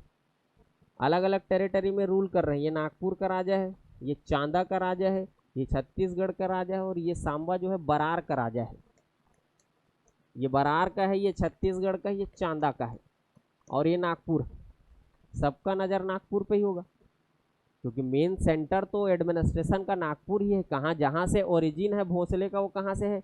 नागपुर से है। सबका नज़र वही होगा कि कैसे नागपुर खाली हो तो सीधा हम उस पर कब्जा मारे, चाहे वो इनका हो चाहे इनका हो चाहे इनका हो, किसी का भी। सक्सेसर इनको बनाया ही, ऐसा बोलते हैं इतिहासकार कि ये दोनों भाई पसंद नहीं आया। दोनों भाई षड्यंत्र किए, चपाक के मार दिए, बीच में ही निपटा दिए। किसको? चिमना जी को। फिर गद्दी खाली होगी। 1788 में चिमना जी का डेथ। अब डेथ हो गया तो उसका तो कोई पुत्र है ही नहीं। अब घटना यहीं पे घटा, आगे कहानी की ओर। सूबा सिस्टम आया, क्योंकि जो दोनों भाई मारे थे इसको, रघु जी द्वितीय और व्यंको जी, उसी समय एक और घटना घट गई, कोइंसिडेंस था, जानको जी बिना संतान के मर गया, नागपुर का राजा। ये दोनों भाई की नजर पड़ गई नागपुर पे, पल्ला भागे, चांदा छोड़े और नागपुर पर कब्जा किए, रघु जी द्वितीय और व्यंको जी। अब रघु जी द्वितीय बड़े हरे, वो नाम लिखे हो तेमें रघु जी द्वितीय जो है वो बड़ा पुत्र है, बड़ा है तो रौब दिखाएगा ही। ये दोनों कोई भागे भागे बर, लेकिन ये छोटे ये बड़े, ये कहीं मैं राजा बनूं, हाँ भैया कदी नहीं, फिर निपटा भी दी ना बोला, 3-5 कर ही, कोई क्वेरी कर ही, ऑब्जेक्शन कर ही, चल भागते हैं, नहीं तोरे नाम ले दूं ते मारे चिमना जिनकी की। तो रघु जी द्वितीय बन गया नागपुर का राजा। अब बोले छत्तीसगढ़ को भी तो खाली करवा दिए हो तुम, वो बेचारा रहीस तेल मार दे, और छत्तीसगढ़ ले भाग के जहाँ टेरिटरी मिलना था वहां छोड़ के तुम नागपुर आ गए हो। प्रायोरिटी नागपुर को दिया, क्योंकि कोई भी व्यक्ति हो, कल के डेट में आप सेंट्रल रीजन से अगर बिलोंग करते हैं और मान लीजिए आपको नौकरी मिल रहा है साउथ में, बोलेंगे भैया वहाँ कल्चर अलग है, जियोग्राफी अलग है, घूमने जा सकते हैं, बसने नहीं जा सकते हैं। आप बोलेंगे और कोई दूसरा ऑप्शन है क्या, बोले सेंट्रल रीजन में मिल जाए, हाँ हाँ लॉक कर दिया जाए। एक शर्त हम बोलेंगे मध्यम हम कर सकते हैं, क्योंकि इसी रीजन की इसी रीजन में पले बढ़े, यहाँ का कल्चर जियोग्राफी हमको सूट करता है, प्रायोरिटी आप वही देंगे। अब शुरू से इन लोग मराठी थे तो प्रायोरिटी तो नागपुर को ही देंगे, तो नागपुर चले गए, छत्तीसगढ़ खाली हो गया, चिमना जी मार दिए हैं। तब फिर बोले कि क्या किया जाए छत्तीसगढ़ को, तो अब रूल करने की कोशिश किया नागपुर से सीजी का, और उसी के थ्रू छत्तीसगढ़ को नागपुर स्टेट का दिया गया एक एडमिनिस्ट्रेटिव पार्ट बना के सूबा, और इस व्यवस्था को सौंप दिया, अब ये तो नागपुर संभालेगा, ये ठलहा है पूरा, तो इसको बोले कि तू देखना वहाँ का सूबा व्यवस्था। तो यही व्यंको जी छत्तीसगढ़ में स्टार्ट करता है सूबा सिस्टम या सूबा एडमिनिस्ट्रेशन। कंट्रोल हो रहा है कहाँ से, इन लोग छत्तीसगढ़ नहीं आए हैं, ये नागपुर में बैठे, नागपुर से अपॉइंट करेंगे सूबेदार वहाँ का एडमिनिस्ट्रेटर, और उसको इन लोग रेगुलेट करेंगे। तो सूबा सिस्टम स्टार्ट करने वाला जो किंग है या व्यक्ति है, जो भाई था राजा का, वो है व्यंको जी। और सूबा सिस्टम स्टार्ट हुआ, टाइम पीरियड है सूबा का छत्तीसगढ़ में 1788 टू 1818। इस टाइम पीरियड में अब अंग्रेज भी आ ही गए हैं ना भाई, अंग्रेज गायब भाई से नहीं सोच लेना, अंग्रेज आ गए हैं।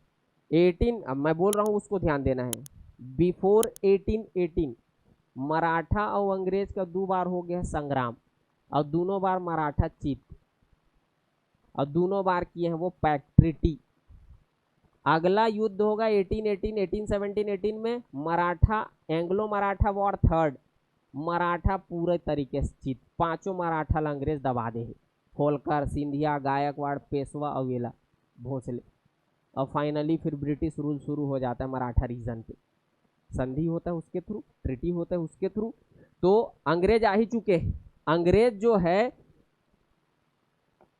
कुछ ट्रेवलर्स आए इसी टाइम पीरियड में, जब हमारे यहाँ मराठा रूल हो रहा था तो हम मराठों के कंट्रोल में थे, तो इसी कंट्रोल रीजन को विजिट करने के लिए कुछ अंग्रेज आए थे, जिसमें से 1790 में जॉर्ज फॉरेस्टर नाम का एक ट्रैवलर आया था, यूरोपियन ट्रैवलर था, यात्री था एक, 1790 में जॉर्ज फॉरेस्टर, 1795 में जेटी ब्लंट नाम का दूसरा यूरोपियन ट्रैवलर आया था, दूसरा यात्री, और 1799 में तीसरा ट्रैवलर आया कोलब्रुक।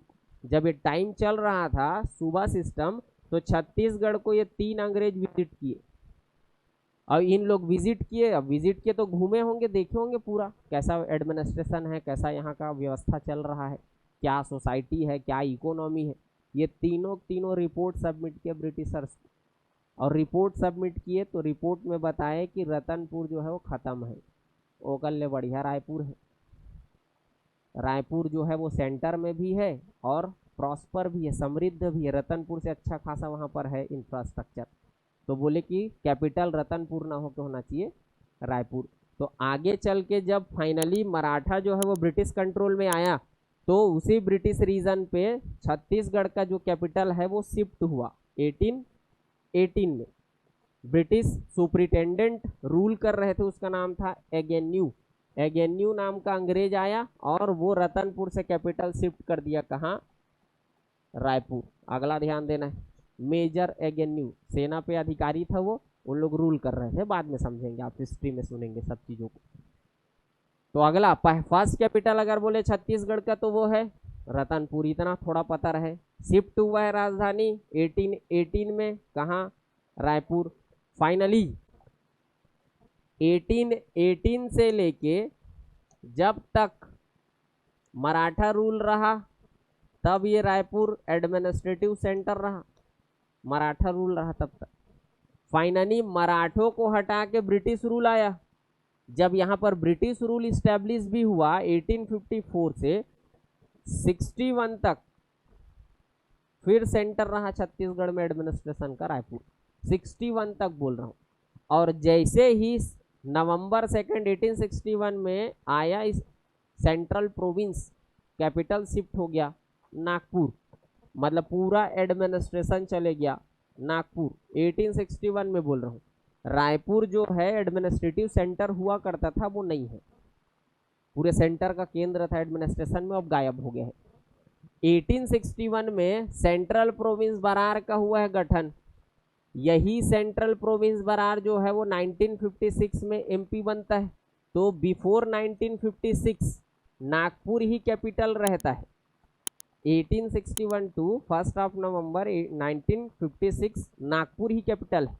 लेकिन जैसे ही एमपी बना 1956 में, तो छत्तीसगढ़, मतलब जब तक छत्तीसगढ़ नहीं बना है, बिफोर इस्टेब्लिशमेंट ऑफ छत्तीसगढ़ 1956 से 2000 तक कैपिटल भोपाल होगा।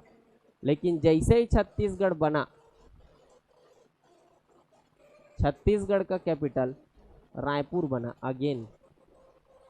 जैसे छत्तीसगढ़ स्टेट बना, इस्टेब्लिश हुआ 1 नवंबर 2000 को, छत्तीसगढ़ का कैपिटल अगेन क्या बन गया, रायपुर। लेकिन 2012 में राजधानी फिर से शिफ्ट, 1 नवंबर 12 में राजधानी शिफ्ट कर दिया गया डॉक्टर रमन सिंह जी के द्वारा। तब उस समय यहाँ के मुख्यमंत्री थे डॉक्टर रमन सिंह। तब उस समय नाम था नया रायपुर, नवा रायपुर नहीं था, नाम था नया रायपुर। जब राजधानी शिफ्ट किया गया था 1 नवंबर 12 को, तो राजधानी का नाम था नया रायपुर। आगे चल के देखेंगे, थोड़ा बहुत सुने भी हैं। मैं बोला जब छत्तीसगढ़ राज्य बना तो उस समय एनडीए की गवर्नमेंट थी, नेशनल डेमोक्रेटिक अलायंस, और जिसको रिप्रेजेंट कर रहे थे अटल बिहारी वाजपेयी जी, पूरे भारत देश के प्रधानमंत्री थे। उन्हीं के कार्यकाल में काम हुआ था, तो छत्तीसगढ़ आज स्टेट के फॉर्म में है। मतलब उस सरकार ने जज्बा दिखाई तब छत्तीसगढ़ बना है, नहीं तो सरकारें तो कई बनी। हम तो मांग कर रहे हैं आफ्टर इंडिपेंडेंस, जब भारत आज़ाद हुआ उसके बाद से हम मांग रहे हैं। जब first time state reorganisation commission का इस्टेब्लिशमेंट हुआ 1953, तब से बोल रहे हैं 1953 से कि छत्तीसगढ़ बन जाना चाहिए। 1953 बोल रहा हूँ, तब से छत्तीसगढ़ नहीं बना है। तो फाइनली गवर्नमेंट तो कई आई, कई गवर्नमेंट आई, कई गवर्नमेंट गई, लेकिन अटल बिहारी वाजपेयी जी की सरकार ने फाइनली मांग को सुना और एक स्टेट के फॉर्म में हमको इस्टेब्लिश कर दिया। तो जब उनका डेथ हुआ 2018 अगस्त में, तो उन्हीं के याद में मेमोरी में इस नया रायपुर का नाम रखा गया अटल नगर नया रायपुर, नाम दिया गया अटल जी के स्मृति में। अगस्त 2018 में ये नाम दिया गया नवा रायपुर अटल नगर। 16 अगस्त 2018 को उनका डेथ है, तो डेथ के बाद उनकी स्मृति में नाम रखा गया है नवा रायपुर को, नाम नया रायपुर का नाम अटल नगर। फाइनली मैं बोल रहा हूँ अगस्त 2018 में नाम पड़ा, उसी 2018 दिसंबर में गवर्नमेंट चेंज, रमन सिंह की विदाई, भूपेश बघेल जी आ रहे हैं सत्ता में, कांग्रेस गवर्नमेंट आ गई छत्तीसगढ़ में दिसंबर 2018 में। नाम बदले सबसे पहले, और नाम बदले और नाम को सामने ले गए, नया को किए नवा, नवा रायपुर बोल दिए उनको 2019 में, और अटल नगर आ गया पीछे। वही जो आज सुनते हैं आप, क्या, नवा रायपुर अटल नगर, ये वर्तमान राजधानी और ये राजधानी का इतिहास। कुछ नहीं तो इतना याद रखना है, छत्तीसगढ़ का फर्स्ट कैपिटल जो है वो है रतनपुर, शिफ्ट हुआ है 1818 में रायपुर, और वहाँ से फाइनली आज कैपिटल है वो है नवा रायपुर अटल नगर। समझे? इस्टेब्लिशमेंट है 1 नवंबर 2000। ठीक। 26 नंबर का स्टेट है, ये जानना है आपको। एमपी के साउथ ईस्ट रीजन में सिचुएटेड था ये, जिसमें 3 संभाग, 3 रेवेन्यू डिवीजन, 16 रेवेन्यू डिस्ट्रिक्ट और 96 तहसील थी।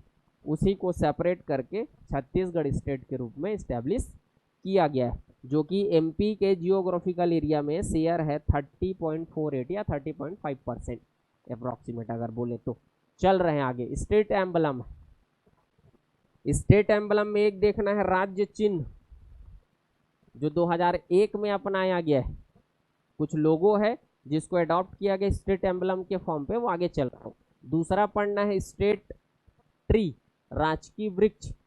स्टेट एनिमल है, स्टेट बर्ड है, स्टेट सॉन्ग है, गमछा लिखेंगे इंग्लिश वाले, स्टेट गमछा है, और स्टेट लैंग्वेज। ये कुछ राज्य सरकार के द्वारा जो मान्यता दिया गया, दर्जा दिया गया, उसकी कहानी। तो स्टेट एम्बलम पर बात किया जाए तो स्टेट एम्बलम आपको दिखेगा ऐसा। 2 सर्कल है, एक सर्कल है जिसमें ग्रीन कलर में वो 36 किला जो कलचुरी टाइम पीरियड में रूल हो रहा था, गढ़, उन्हीं को किला के फोर्ट के फॉर्म में डिजाइन किया गया है ग्रीन कलर में। ग्रीन कलर शो कर रहा है कि छत्तीसगढ़ एक फॉरेस्ट रिच स्टेट है। ग्रीन कलर ये शो कर रहा है कि छत्तीसगढ़ जो है वन संसाधन संपन्न राज्य, ऊपर के सर्कल में। अंदर सर्कल है, उस सर्कल के चारों ओर दिख रहा होगा आपको धान की बाली सुनहरा कलर में, धान सुनहरा कलर में होते।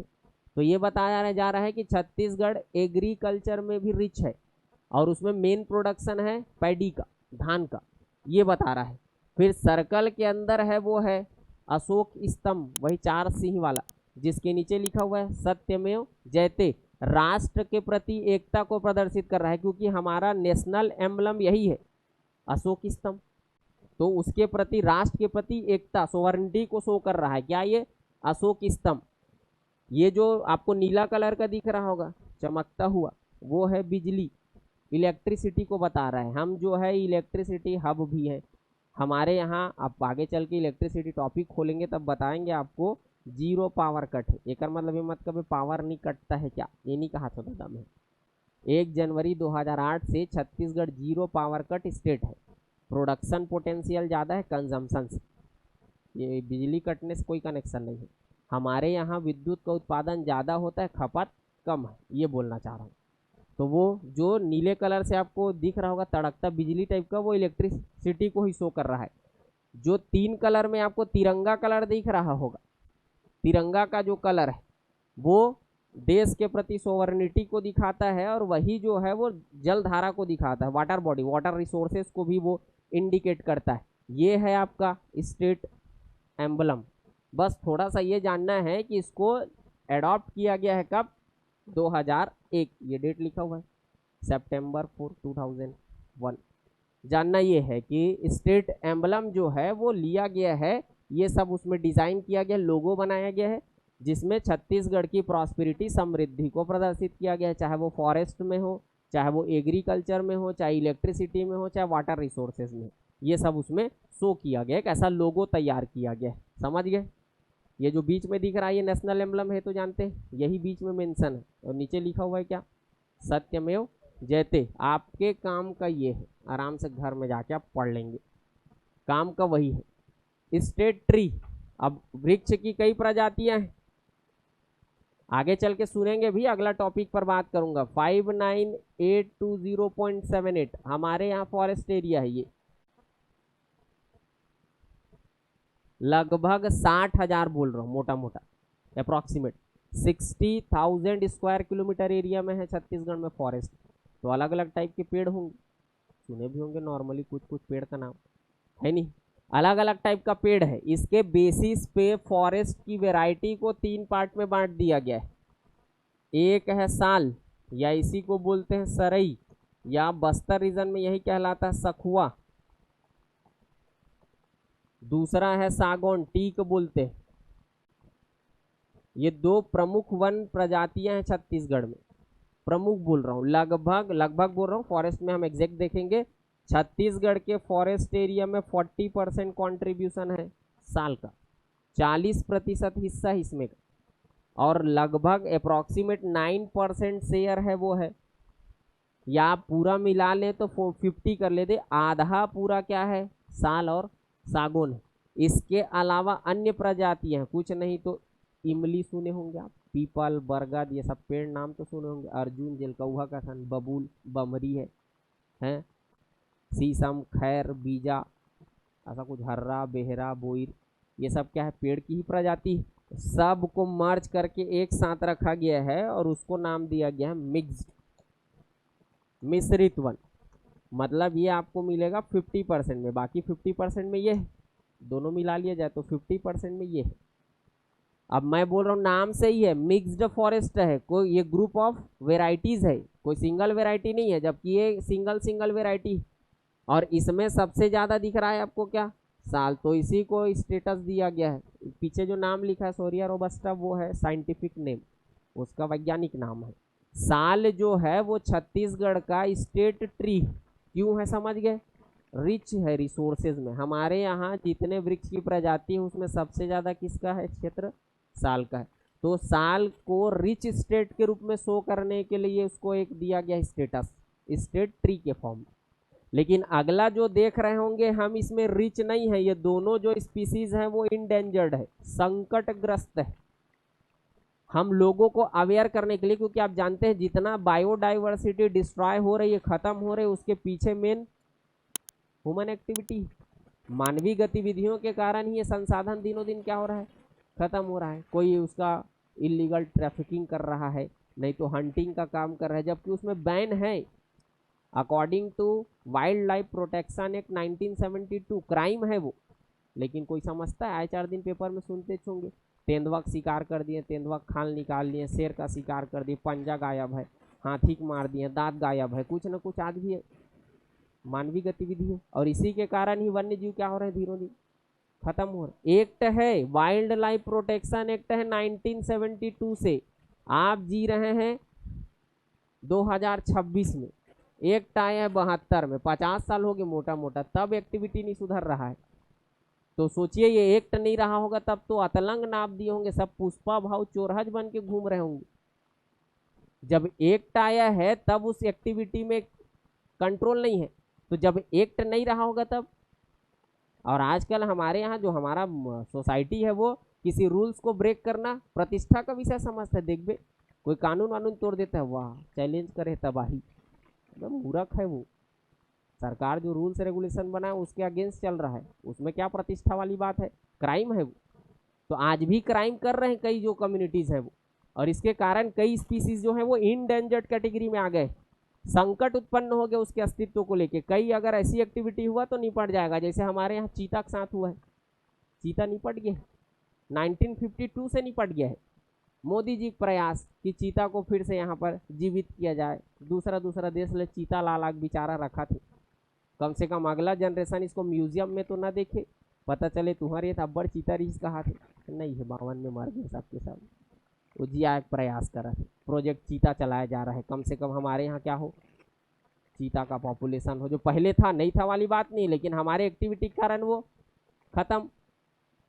तो वैसी कहानी यहाँ पर, यहाँ रिच रिसोर्स नहीं है, ये दोनों स्पीसीज जो है वो इंडेंजर्ड है, संकटग्रस्त प्रजाति। और इसके संकट में आने का मेन कारण मानव ही है। जिस रीजन में इनका आवास है, हैबिटाट है, उन रीजन में इलीगल एक्टिविटी और शिकार सबसे बड़ा कारण, या कुछ नहीं तो करेंट वारंट लगा देते हैं, मर गए उन लोग। तो उसके कारण भी हास हो रहा है। तो मेन अवेयरनेस प्रोग्राम चलाना है कि ये दोनों हमारे धरोहर है, हेरिटेज है, विरासत है। हर जगह नहीं है ये चीज़। जो पहाड़ी मैना जिसको बोला जा रहा है, मैना हमारे यहाँ है, छत्तीसगढ़ी में सलहई चिरई कथोल, मैदानी क्षेत्र में हिंदी मैना का देते। और ये पहाड़ मतलब बस्तर की मैना है जो गाना भी गाती है, बढ़िया गुनगुनाती है। और ये मैना आपको और इंडिया में कहीं नहीं मिलने वाला है। तो आप बोल सकते हैं क्या है, ये धरोहर है, हेरिटेज ही है, तो उसको बचाना है। पूरा वन भाषा जो बोला जा रहा है ऑल ओवर इंडिया में, 2 स्टेट में है ये वन भाषा, एक तो असम में और दूसरा हमारे यहाँ है। और दूसरा जगह भाषा मांगावे तो नॉर्मल ही वो गली गली में घुमाती नहीं का। इसीलिए देखना, जब भी हमारे वन भैंसा पॉपुलेशन को बढ़ाना होता है, हम असम गवर्नमेंट से कॉन्ट्रैक्ट करते हैं सीधा कि भैया भेज यहाँ खंगा थी, ले देख 11 ठन बाँचे, ले देख हमन मर जब तबाही हो जाती, एक ठन वन भाई समर्थ है तो कल ज़्यादा तबाही हो जाती। वन विभाग पूरा हाल गए है, वहाँ का डीएफओ, वहाँ का जो सीसीएफ है वो खस्ते हालत में आ जाते हैं, दादा कैसे जवाब दे में है। तो संख्या जो है वो टाइम टू टाइम कम हो रहा है। इसी को अवेयर, कम होने के पीछे क्या है, अवेयरनेस प्रोग्राम है। मेन अवेयरनेस नहीं है लोगों को कि वो जान नहीं रहा है कि ये धरोहर है, तो अवेयर करना है, इसलिए इन दोनों को स्टेटस दिया गया है। एक को स्टेट एनिमल का, वो है आपका वाइल्ड बफेलो, वन भैंसा, और दूसरा है स्टेट बर्ड का, वो है हिल मैना, पहाड़ी मैना। ये दोनों राजकीय दर्जा प्राप्त है। गीत, राजकीय गीत के रूप में अपनाया गया है गाना को। गाने के बोल है, अरपा पैरिक धार महानदी है पार, इसे सुने होंगे। इस गीत के रचयिता हैं डॉक्टर नरेंद्र देव वर्मा। जिस गीत को लिखे हैं वो है डॉक्टर नरेंद्र देव वर्मा। अभी गीत को लिखे होंगे तो थोड़ी ना जान रहे थे कि राजकीय गीत बन जाएगा। नवंबर 2019 में ये स्टेट सॉन्ग बना है, तो उससे पहले तो उनका डेथ हो गया था, तो वो नहीं जान रहे थे कि स्टेट सॉन्ग बन जाएगा। बना दिया गया है तो गीत लिखे होंगे, पूरा बखान होगा इसमें। लेकिन कहीं भी अब ये कंपलसरी कर दिया गया है कि जो सॉन्ग है उसका कोई भी गवर्नमेंट का ऑफिशियल प्रोग्राम होगा, उसमें पहले इस गीत का गायन होगा, पहले गाया जाएगा उस गीत को, फिर कार्यक्रम शुरू होगा। जैसे आप स्कूल पढ़े होंगे तो राष्ट्रगान, राष्ट्रगीत, तो वैसी टाइप की परंपरा सेट की गई है। ठीक, तो इसका मानकीकरण किया गया है। इस गीत को गाने का जो गायन अवधि है, टाइम पीरियड है, वो है 75 सेकेंड। कुछ अंतरा है जिसको 75 सेकेंड में गाना है, या बोल सकते हैं 1 मिनट 15 सेकेंड। 1 मिनट 15 सेकेंड इसकी गायन अवधि। सबसे ज़्यादा जरूरी इस गीत के रचनाकार कौन है? रचयिता है डॉक्टर नरेंद्र देव वर्मा। स्लाइड में है आपके, पढ़ लीजिएगा आप, स्लाइड में मेंशन किया गया उस सॉन्ग को।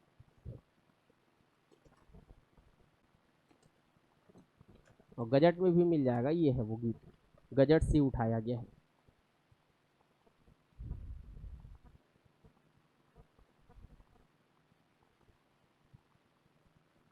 राजकीय गमछा है। गमछा कल्चर हमारे यहाँ शुरू से रहा है, क्योंकि छत्तीसगढ़ की इकोनॉमी बेस्ड है एग्रीकल्चर, कृषि की गतिविधि में। अब एग्रीकल्चर में गमछा या पंछा रखता ही है कोई भी किसान जो है। पसीना आएगा, गर्मी है, बीड़ा डोहार ही मुड़ीम बांध लेते, क्योंकि मुड़ीम डोहार से बीड़ा जानते हो ना, फॉरेनर धान वाला बांध के जो ले जाते हैं, तो मुड़ीम बांध ली, गड़े वड़े मत की।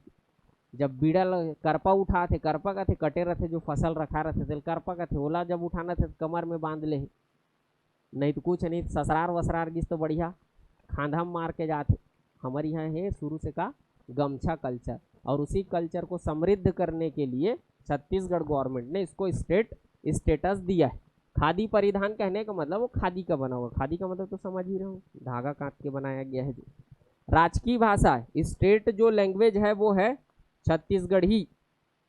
यही भाषा पहले, क्योंकि आगे चल के आप पढ़ेंगे, हमारा जो आज छत्तीसगढ़ है वो पहले कोसल का पार्ट था, तो यहाँ जो बोली बोली जाती थी उसको बोलते थे कोसली, और आज छत्तीसगढ़ है वो, तो ऐसा मानते हैं कि छत्तीसगढ़ ही का जो ओल्डेस्ट नेम है कोसली, क्योंकि छत्तीसगढ़ का ओल्डेस्ट नेम कोसल है, तो छत्तीसगढ़ ही का ओल्डेस्ट नेम कोसली है। कोसली छत्तीसगढ़ ही का प्राचीन नाम है, क्योंकि कोसल का पार्ट था छत्तीसगढ़, यहाँ का जो भी लैंग्वेज था वो कोसली था, तो छत्तीसगढ़ ही का जो लोकल या एंशियंट नेम जो है वो है कोसली। और छत्तीसगढ़ ही को स्टेट लैंग्वेज का स्टेटस दिया गया 28 नवंबर 2007।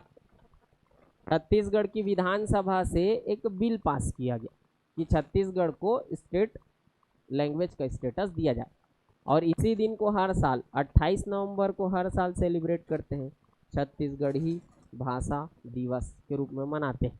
तो ये कुछ राज्य प्रतीक एम्बलम के फॉर्म में जानना है, आप केवल नाम जानना है। थ्योरी आप पढ़ना चाहें तो आपके स्लाइड में मेंशन है, पढ़ सकते हैं। कहीं दिक्कत होगा तो अगली क्लास में आप बता दीजिए, नहीं समझ आएगा तो।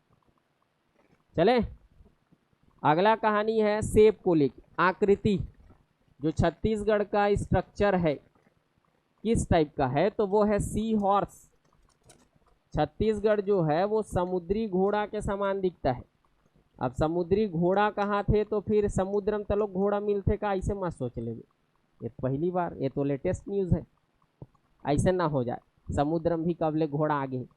मछली प्रजाति, है वो क्या टाइप, एक फिश का, मछली की वैरायटी या प्रजाति है समुद्री घोड़ा, दिखता ऐसे है, इसका साइंटिफिक नेम है ये हिप्पोकैम्पस, साइंटिफिक नेम है। समुद्री घोड़ा मतलब घोड़ा के समान ही दिखता है लेकिन मछली की प्रजाति है। ऐसी हमारा छत्तीसगढ़ का शेप है, इधर है आज का मनेन्द्रगढ़ चिरमिरी, मुंह फाड़े हुए देखियो बस, अगर सही मैप देखबे अच्छा वाला था, और स्ट्रक्चर जो बने हुए है वो तो ऐसे मिली, मुंह खुला हुआ है इसी टाइप का। ये जो स्ट्रक्चर है वो गरियाबंद वाला रीजन है, बस्तर का रीजन जो बीजापुर ऐसा मोल्ड हुआ है बीच में, हाँ वो इसी कारण ऐसा बोल देते हैं कि छत्तीसगढ़ जो है वो हिप्पोकैम्पस टाइप का स्ट्रक्चर में है, सामान्य रूप से बोलते हैं समुद्री घोड़ा, सी हॉर्स के स्ट्रक्चर में है, वो आपको जानना है। ठीक, अगला बात कर रहा हूं geographical area. Geographical area, Chhattisgarh का जो जियोग्राफिकल एरिया है वो है 135,192, 1,35,192 वर्ग किलोमीटर में फैला हुआ है। आप ऐसा याद रख सकते हैं, अप्रॉक्सीमेट 1.35 लाख वर्ग किलोमीटर, 135,192 स्क्वायर किलोमीटर ये छत्तीसगढ़ का एरिया है। अब इंडिया कहने का मतलब थोड़ा बहुत जानकारी मिल गया होगा आपको। इंडिया मतलब 28 राज्य और 8 केंद्र शासित प्रदेश, हर का कुछ ना कुछ जियोग्राफिकल एरिया होगा, चाहे वो यूटी ही क्यों ना हो, चाहे वो स्टेट ही क्यों ना हो। दिल्ली का भी कुछ तो एरिया है कि नहीं है, सब यूटीज का कुछ ना कुछ जियोग्राफिकल एरिया है, स्टेट का भी जियोग्राफिकल एरिया है, तो छत्तीसगढ़ का भी कुछ ना कुछ पोजीशन होगा, इतना बड़ा जियोग्राफी में फैला हुआ है। 135,192 स्क्वायर किलोमीटर एरिया, इस बेसिस पे अगर देखें तो छत्तीसगढ़ जो है वो 10th लार्जेस्ट स्टेट, 10वां बड़ा राज्य ऑल ओवर इंडिया बोल रहा हूँ भाई। इंडिया कहने का मतलब इसमें 8 यूटी इंक्लूड है, और उस 8 में से लार्जेस्ट यूटी है यूनियन टेरिटरी, वो है लद्दाख। भारत देश का सबसे बड़ा केंद्र शासित प्रदेश लद्दाख है। अगर आप लद्दाख को यहां से हटा देंगे, मतलब केवल स्टेट में बात करेंगे, तो नो डाउट चढ़ेंगे हम एक पोजीशन, 9th होंगे, क्योंकि लद्दाख होगा एक्सक्लूड, मतलब यूटी होगा एक्सक्लूड, तो स्टेट में ही सीक्वेंस बात करेंगे। लेकिन वैसा नहीं पढ़ना, मैं केवल आपको कहीं रेफरेंस में पढ़े तो कहीं आएगा तो फिर उसके लिए बता दिया हूँ, आपको पढ़ना है कंप्लीट। कोट कर रहा हूँ जहाँ से ये सोर्स बता रहा हूँ वो है ISFR, Indian state forest report, पढ़ेंगे आगे चल के, फॉरेस्ट चैप्टर खोलूंगा तब 2023, इंडियन स्टेट फॉरेस्ट रिपोर्ट, भारतीय राज्य वन प्रतिवेदन, वहाँ से मिलेगा आपको कहानी, जो स्टेट और यूटी का जियोग्राफिकल एरिया है वो। तो उस बेसिस पे छत्तीसगढ़ जो है वो all over India 10th largest state share है इंडिया के जियोग्राफी में। इंडिया की जियोग्राफी है 263 स्क्वायर किलोमीटर, ये भारत देश का भूगोल है, क्षेत्रफल, भौगोलिक क्षेत्रफल, उसमें 135,192 का शेयर है 4.11%। देश के भौगोलिक क्षेत्रफल में हिस्सेदारी है, शेयर है, share in geographical area of India 4.11%। अब डिस्ट्रिक्ट का कहानी देख लें, जिला की स्थिति, तो जिलों की संख्या छत्तीसगढ़ में है 33, तो एक होगा लार्जेस्ट और दूसरा होगा स्मॉलेस्ट। लार्जेस्ट डिस्ट्रिक्ट की बात किया जाए तो वो है आपका, सबसे बड़ा जिला है बीजापुर, और सबसे छोटा जिला है वो है शक्ति, जो पीछे ब्रैकेट में मेंशन है डेटा, वो है आपका स्क्वायर किलोमीटर, यूनिट वर्ग किलोमीटर। और जो सोर्स कोट कर रहा हूँ वो है सेंसस 11 वेबसाइट है, DESCG.gov.in, ये ऑफिशियल वेबसाइट है जहाँ से आपको डेटा मिल जाएगा, वहाँ से लिया हूँ।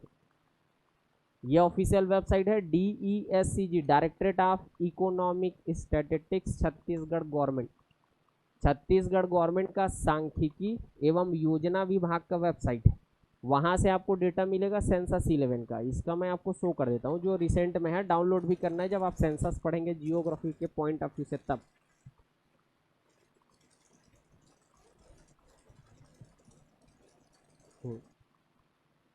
नहीं, जनगणना मतलब क्षेत्रफल ही बता रहा हूँ, पॉपुलेशन ही बता रहा हूँ। हाँ नहीं, मतलब जनगणना 2011 के अनुसार जो रिकॉर्ड किया गया है जियोग्राफी वो है, पॉपुलेशन नहीं बोल रहा हूँ, एरिया ही बोल रहा हूँ, लेकिन कोट कर रहा हूँ वो।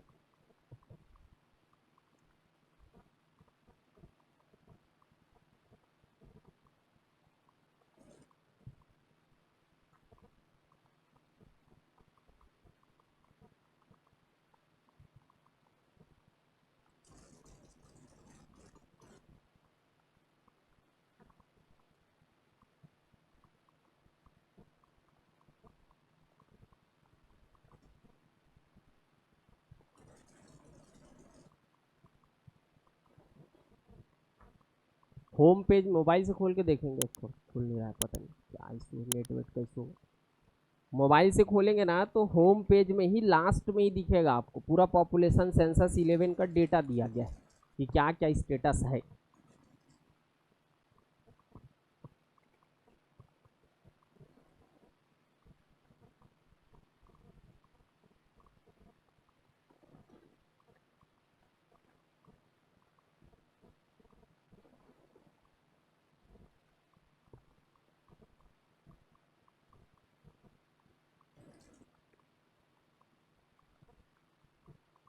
DESCG.gov.in वो वेबसाइट है।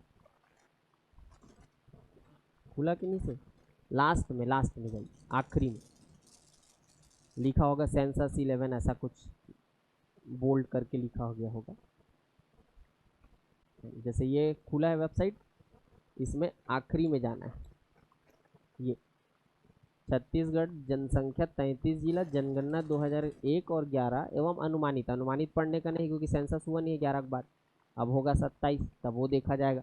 इसमें एक टॉपिक है डेंसिटी वाला, ये जनसंख्या घनत्व ऐसा है, उसको क्लिक करेंगे तो फिर एक PDF डाउनलोड होगा, उसमें एरिया दिया गया है डिस्ट्रिक्ट का, एरिया वाला कॉलम, 2 कॉलम दिया है, एक एरिया दिया है, दूसरा दिया है वहाँ कितने लोग हैं पर स्क्वायर किलोमीटर, डेंसिटी का मतलब वही होता है। तो एरिया को आप देखेंगे तो आपको मिल जाएगा कि कौन से डिस्ट्रिक्ट का जियोग्राफिकल एरिया स्क्वायर किलोमीटर में कितना है, तो उसी के बेसिस पे लिखा गया है। छत्तीसगढ़ में सबसे बड़ा जिला है वो है आपका बीजापुर, लार्जेस्ट, और लिस्ट सबसे छोटा है वो है एरिया काम का नहीं है, सीक्वेंस काम का। Largest district Bijapur, smallest district शक्ति, बस उतना जानना है। जब सेंसस पढ़ेंगे तो वहाँ पर फिर से डाउनलोड करेंगे, सब चीज़ों को आपको शेयर करेंगे नोट्स, समझे। ये एरिया है 135192, ठीक। याद रखना है सीक्वेंस ऑल ओवर इंडिया, देश में क्षेत्रफल के मामला में हम 10वां बड़ा राज्य है। फिर शेयर याद रखना है, इंडिया के जियोग्राफिकल एरिया में छत्तीसगढ़ का शेयर है 4.11%। डिस्ट्रिक्ट का पोजीशन याद रखना है, लार्जेस्ट डिस्ट्रिक्ट बीजापुर और स्मॉलेस्ट डिस्ट्रिक्ट शक्ति। चले, पॉपुलेशन है, जनसंख्या, अगर पॉपुलेशन की बात किया जाए तो यहाँ सोर्स है वो है वही सेंसस 11 का डाटा, उसी PDF में और बहुत सारा चीज़ है उसमें जनसंख्या करके लिखा होगा, वो क्लिक करेंगे तो आपको पॉपुलेशन का डेटा मिल जाएगा। सेंसस 11 की बात किया जाए तो इसके अकॉर्डिंग छत्तीसगढ़ का जो पॉपुलेशन है वो है 2554198, या मोटा मोटा याद रखें तो 2.55 करोड़ ये आबादी है। छत्तीसगढ़ में 2.5 करोड़ लोग रहते हैं सेंसस 11 के अकॉर्डिंग, जब जनगणना हुआ था लास्ट उसके अकॉर्डिंग 2554198 पॉपुलेशन है, समझे। सीक्वेंस मैं बात कर रहा हूँ सेंसस 11 की, सेंसस 11 जैसे अभी सुन रहे होंगे कि अभी जो सेंसस होने वाला है 27 के नाम से 2027, और ये भी 2 फेस में हो रहा है, अभी मार्च में स्टार्ट हो जाएगा पहला फेस जिसमें हाउस होल्ड्स गिना जाएगा, घर की संख्या। फिर सेकंड फेज जब पूरा घर काउंट हो जाएगा तो उसमें कितने लोग रह रहे हैं ये काउंट किया जाएगा। 2 फेस में है, ये अभी का नहीं है, पहले भी 2 फेस में हुआ था इससे पहले। तो उस समय सेंसस स्टार्ट हुआ था 10 में, 11 के नाम से सेंसस था और लास्ट डेटा अप्रैल 2023 में रिलीज हुआ था। काम का है जो डेट मेंशन कर रहा हूँ वो अप्रैल 2013 में सेंसस 11 का डेटा जो फाइनल डेटा रिलीज कर दिया गया था कि क्या है देश में स्थिति सेंसस 11 के अकॉर्डिंग, अप्रैल 2013 में रिलीज हो गया है। आगे चल के आप सुनेंगे जब इंडिया पढ़ेंगे, इंडियन जियोग्राफी कॉन्स्टिट्यूशन पढ़ेंगे, तब आप जून 2 2014 एक स्टेट का फॉर्मेशन है तेलंगाना, भारत देश में 29वां राज्य के रूप में स्टैब्लिश हुआ था तेलंगाना, 2 जून 2014। 2014 में बना है, तब तक तो सेंसस हो गया रहा होगा, क्योंकि मैं बोल रहा हूँ अप्रैल 2013 में फाइनल डेटा रिलीज कर दी थी, जो मिनिस्ट्री है census ministry government of India वो रिलीज कर दी थी। तब इसका डेटा किसके साथ काउंट हुआ रहा होगा, आंध्र प्रदेश, क्योंकि आंध्र प्रदेश को ही रीऑर्गेनाइज करके बना है क्या, तेलंगाना। लेकिन आज तेलंगाना का इंडिविजुअल एग्जिस्टेंस है, कि उसको भी आज आंध्र प्रदेश ही बोलते हैं, तेलंगाना अलग ही बोलते हैं। तेलंगाना जब स्टेट बना तो आंध्रा के 10 जिला को लेके बना था। जैसे हम जब बने तो 16 जिला को लेके बने थे, वैसे ये जब राज्य बना तो आंध्र प्रदेश के 10 जिला अलग किए गए और इसको स्टेटस दिया गया। तो इन जिलों में कुछ ना कुछ पॉपुलेशन रही होगी सेंसस 11 के अकॉर्डिंग, और वही जिला का पॉपुलेशन स्टेट का पॉपुलेशन है। यहाँ का पॉपुलेशन अप्रॉक्सीमेट 3 करोड़ है सेंसस 11 के अकॉर्डिंग, हमारा पॉपुलेशन है। जब सेंसस का फाइनल डेटा रिलीज हुआ तो ये तो था नहीं, तब हम थे 16, जब तेलंगाना और आंध्रा का यूनाइट एक साथ सेंसस हुआ था। लेकिन आज तेलंगाना अस्तित्व में है जून 2014 से, मतलब और हमसे ज़्यादा जनसंख्या के साथ है, मतलब हमारा एक पोजीशन नीचे। आज अगर देखा जाए 28 राज्य 8 केंद्र शासित प्रदेश में छत्तीसगढ़ का पॉपुलेशन के बेसिस पे सीक्वेंस तो 17th है। अब बोल रहा हूँ हमारे यहाँ 2 एजेंसी रिक्रूटमेंट एग्ज़ाम लेती है, एक है छत्तीसगढ़ पब्लिक सर्विस कमीशन जिसकी आप तैयारी करने आए हैं, स्टेट सर्विस एग्जामिनेशन, और दूसरा बहुत सारे डिपार्टमेंट के लिए भर्ती करती है, वो है सीजी व्यापम बोलते हैं, छत्तीसगढ़ व्यावसायिक परीक्षा मंडल। व्यापम अपने एग्ज़ाम में आंसर लेता है ये, और पीएससी आंसर लेता है ये, और दोनों पागल। ये ऐसे तो नहीं है कि एक ठो एजेंसी पाकिस्तान का है अब एक ठो एजेंसी छत्तीसगढ़ का है, दोनों एजेंसी यहीं का है, दोनों का आंसर बहुत कहानी अलग है। थोड़ा से ध्यान देंगे इन फ्यूचर, कभी व्यापम का पेपर देख मन कर दी, देखो तेरे कैसे आते, बहुत बवाल चल रहा है। तो अगर मान लीजिए क्वेश्चन आ गया तो 16th लगा देना, मैं नहीं बोल रहा हूँ भाई, प्रीवियस ईयर क्वेश्चन पेपर के बेसिस पे बोल रहा हूँ। व्यापम प्रीवियस ईयर एग्जाम में आंसर लिया है कि छत्तीसगढ़ पॉपुलेशन के बेसिस पे 16th लार्जेस्ट स्टेट है। पीएससी अब तक एक बार पूछो उसमें आंसर लिया है, स्टेट सर्विस नहीं, पीएससी बहुत सारा रिक्रूट करती है भाई, अलग अलग डिपार्टमेंट में अलग अलग रिक्रूटमेंट होता है, स्टेट सर्विस का तो बल्क में आता है एक साथ बहुत सारे डिपार्टमेंट का, उसका नहीं बोल रहा हूँ।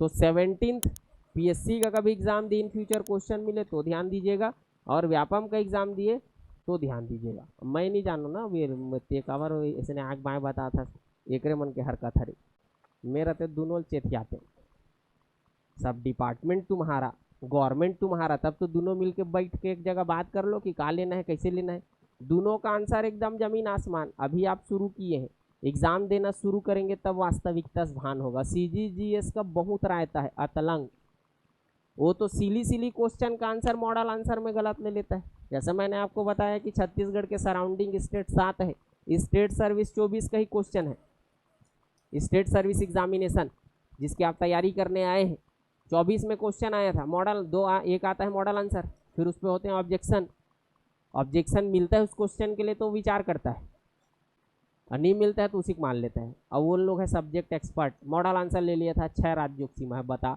जे लड़का है शुरू दिन सीजीजीएस पढ़े शुरू करी पता चल जाए कि 7 राज्य है।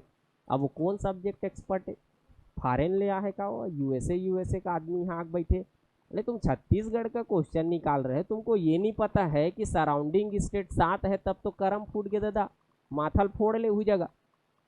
और ऑब्जेक्शन में तकलीफ इसलिए है क्योंकि हर एक क्वेश्चन में लगता है 50 रुपया, पैसा दिक्कत नहीं है, समय का वैल्यू है सबसे बड़ा, क्योंकि सोर्स कोड करना सीजीजीएस के लिए बहुत दिक्कत है, क्योंकि ऑथेंटिक रेफरेंस बुक नहीं है सीजी का कोई भी।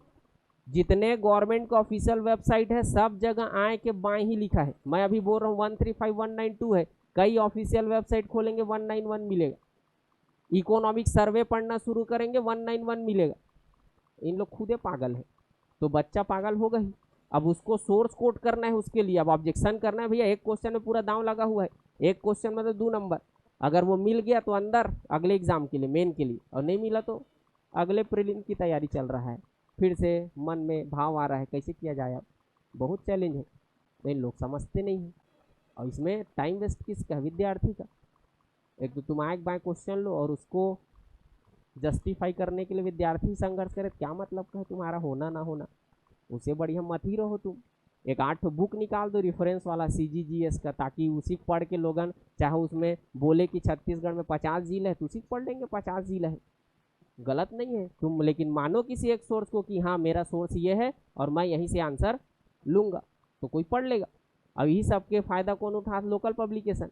धड़ल्लेस बुक छापत, हर लड़का का किताब है, पढ़े लायल मत आए। लेकिन वो रोकबेत कहते ते विरोधी ऐसे पब्लिकेशन मन ददम में विरोधी नियो का बार ओकर से ना कोई नहीं माने वहाँ ते, अगर कल के डेट में ऑब्जेक्शन लगावे उहिल कोर्ट करके ना नहीं मानता है, लोकल पब्लिकेशन को नहीं मानता, इसलिए रोक रहा हूँ। और आप लोग सोचते होंगे लोकल पब्लिकेशन में सब क्वेश्चन आया हुआ ही दिखता है। अरे दादा वो क्वेश्चन आए बाद छपे हो बुक में, पहली से नहीं है, पागल भी नहीं हो जाना है। रोका आपको इसीलिए हूँ मैं विरोधी नहीं है भैया, पढ़ सकते हैं क्योंकि आपका समय है। लेकिन पढ़ा तब जाता है जब कुछ चीज़ें आपके दिमाग में हो, बेस लाइन हो, तब पढ़ा जाता है। कुछ नहीं पता है पढ़ना शुरू कर दिए, तब तो फिर फंसेंगे इधर का उधर। मैं कुछ और पढ़ा रहा हूँ, आप बुक में कुछ और पढ़ रहे हैं, फिर लॉस आप ही का है, क्योंकि सेंटर में जाके ख़त्म हो जाएगा दिमाग, कंफ्यूज शुरू हो जाएगा कि अरे ये तो ये पढ़ाई रही से ये पढ़े हो, दोनों ऑप्शन में है, द्वंद्व चलत मन में, अकड़म बकड़म बम्बे वो चले लगा दिए, पीएससी अगला आंसर ले लिया है।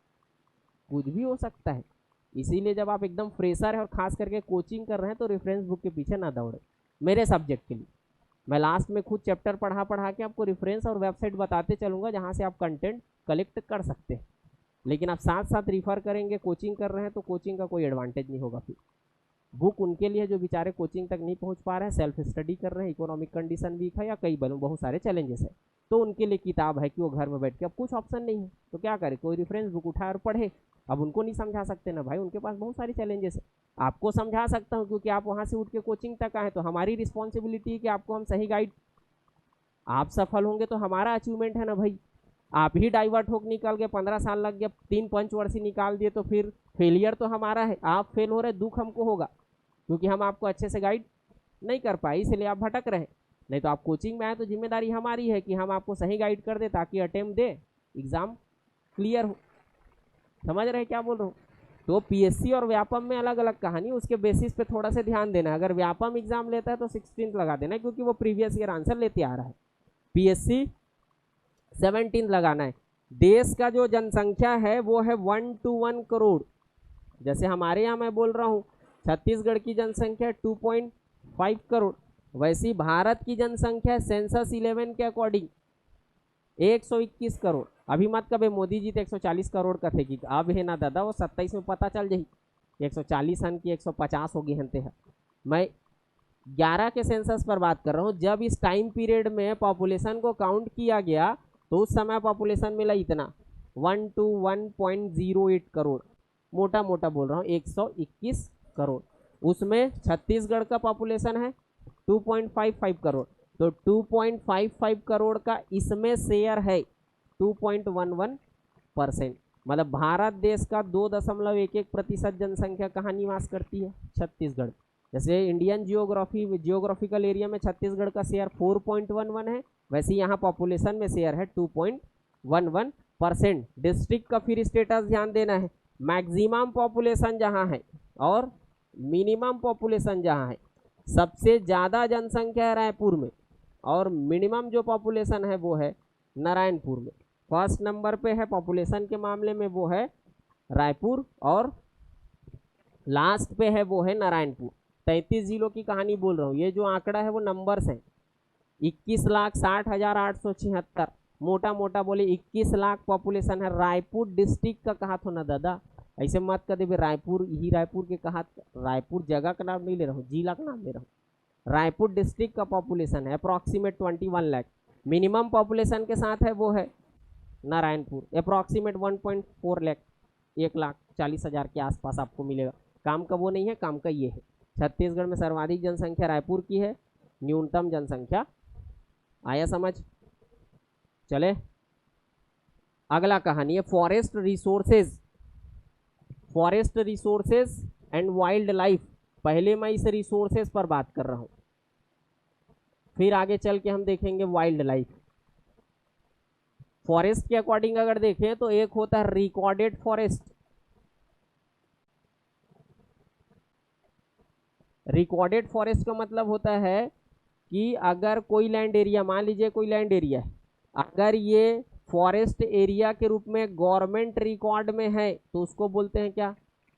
रिकॉर्डेड फॉरेस्ट, कोई एक लैंड है, जमीन है, वो फॉरेस्ट एरिया के रूप में गवर्नमेंट के रिकॉर्ड में है, तो उस रीजन को बोलते हैं रिकॉर्डेड फॉरेस्ट। और छत्तीसगढ़ में जो रिकॉर्डेड फॉरेस्ट, ये वन क्षेत्रफल लिखा हूँ फॉरेस्ट एरिया, वो यही है 59820.78। छत्तीसगढ़ में दो टाइप का फॉरेस्ट है, फॉरेस्ट चैप्टर में खोलूंगा, एक हम पढ़ेंगे ISFR, अलग होता है वो।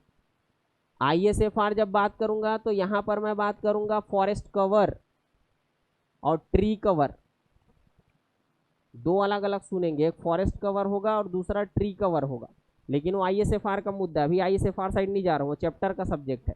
अभी बोल रहा हूँ केवल रिकॉर्डेड फॉरेस्ट। तो छत्तीसगढ़ में रिकॉर्डेड फॉरेस्ट या सामान्यता आप ये भी बोलेंगे, टर्म्स यूज करेंगे फॉरेस्ट एरिया। फॉरेस्ट एरिया का मतलब होता है रिकॉर्डेड फॉरेस्ट। तो फॉरेस्ट एरिया है 59820.78 स्क्वायर किलोमीटर। ये छत्तीसगढ़ में है क्या, फॉरेस्ट है, स्क्वायर किलोमीटर यूनिट है 59820.78। छत्तीसगढ़ का जियोग्राफिकल एरिया है 135,192। तो इस जियोग्राफिकल एरिया में इसका कुछ ना कुछ शेयर होगा, वही शेयर लिखा गया है। छत्तीसगढ़ के भौगोलिक क्षेत्रफल में वन की हिस्सेदारी है 44.25%। काम का यही है। छत्तीसगढ़ में कितने प्रतिशत वन है, तो 44.25% वन है। सीक्वेंस की बात किया जाए, ऐसे तो है हम फोर्थ है, एक्चुअल में सही है वो फोर्थ ही है, लेकिन जिस एजेंसी की आप तैयारी कर रहे हैं दोनों पगला तीसरा लेता है। तो यहाँ पर एग्जाम के पॉइंट ऑफ व्यू से लिखा गया है कि हम फॉरेस्ट एरिया के बेसिस पे थर्ड लार्जेस्ट स्टेट है, लेता है वो बोल रहा हूँ नहीं भाई, एक्चुअल रियलिटी कुछ और है, हम फोर्थ हैं, लेकिन अब वो नहीं जानना है, अब यहाँ जानना है आपको तीसरा है। चाहे आप व्यापम का कभी एग्ज़ाम दे या PSC का कोई एग्ज़ाम दे, आपको आँखी मूंद के लगा देना है। ये मत सोचना कि इकोनॉमिक सर्वे में फोर्थ दिया है, क्योंकि और मोर कर कई सोर्स है जिनमें फोर्थ है। ISFR ही देखबे तो हम फोर्थ है, लेकिन एग्ज़ाम निकालना है, तमाशा नहीं करना है, तीसरा ही मानना है चुपचाप आँखी मूंद के। तो हम फॉरेस्ट एरिया में थर्ड हैं। तीसरे नंबर पे आते हैं फॉरेस्ट एरिया, जो इंडिया में अब कहीं ना कहीं कोई ना कोई स्टेट में थोड़ा बहुत रिकॉर्डेड फॉरेस्ट होगा, वो पूरा यूनाइट इंडिया का होगा, भारत देश का फॉरेस्ट। इंडिया में फॉरेस्ट है रिकॉर्डेड 7 लाख स्क्वायर किलोमीटर के आसपास। भारत देश रिकॉर्डेड फॉरेस्ट है लगभग 7 लाख वर्ग किलोमीटर, और हमारे यहाँ 60,000 वर्ग किलोमीटर। परसेंटेज शेयर निकालेंगे तो मिलेगा ये 7.71, समझ गए। 7.71% भारत का वन छत्तीसगढ़ में है। डिस्ट्रिक्ट, अब फॉरेस्ट एरिया में जहाँ मैक्सिमम फॉरेस्ट होगा और मिनिमम फॉरेस्ट होगा। मैक्सिमम फॉरेस्ट एरिया आपको मिलेगा अगेन जो आप पढ़े हैं, सबसे बड़ा जिला क्या, बीजापुर। तो फॉरेस्ट एरिया ये स्क्वायर किलोमीटर में, वहाँ वन का क्षेत्रफल है, सबसे ज़्यादा वन है। सांख्यिकी संक्षेप ये भी वहीं से आपको मिलेगा जो वेबसाइट बताया हूँ ऑफिशियल, dscg.gov.in। उसमें जैसे ही जाएंगे राइट साइड आपको 3 ठो लाइन दिखेगा, इसको क्लिक करेंगे तो खुलेगा पब्लिकेशन, और पब्लिकेशन क्लिक करेंगे तो ये मिलेगा सांख्यिकी संक्षेप करके। इसका नया डेटा आ गया है, डेटा में कोई चेंज नहीं है, ईयर बस को चेंज कर रहा हूँ। स्टैटिकल एब्स्ट्रैक्ट 22-23, ये जो लिखा हुआ है एरिया, ये सब इसमें यूनिट है स्क्वायर किलोमीटर। वो जानना नहीं है आपको, ये जानना है कि छत्तीसगढ़ में सबसे अधिक वन है बीजापुर में, सबसे कम वन है 33 लिख लीजिएगा इसको, 33 डिस्ट्रिक्ट में आप कंसीडर कर सकते हैं। सबसे कम जंगल है वो है दुर्ग, ठीक। तो मिनिमम फॉरेस्ट है वो है दुर्ग, और मैक्सिमम फॉरेस्ट है वो है बीजापुर। ये जानना है फॉरेस्ट को लेकर। अगली क्लास में इस पर बात करूंगा, जो वाइल्ड लाइफ है, वन्य जीव है। अब इसके लिए पढ़ना है थोड़ा सा कहानी, इंट्रो के लिए है, वो है 1972 का act, wild life protection act, उसी पर बात करूंगा। फिर हम देखेंगे कि छत्तीसगढ़ में वाइल्ड लाइफ से रिलेटेड क्या क्या याद रखना है। तो ये सब पढ़ना है, national park, wild life sanctuary, biosphere reserve, tiger reserve, elephant reserve, ये सब जानना है आपको।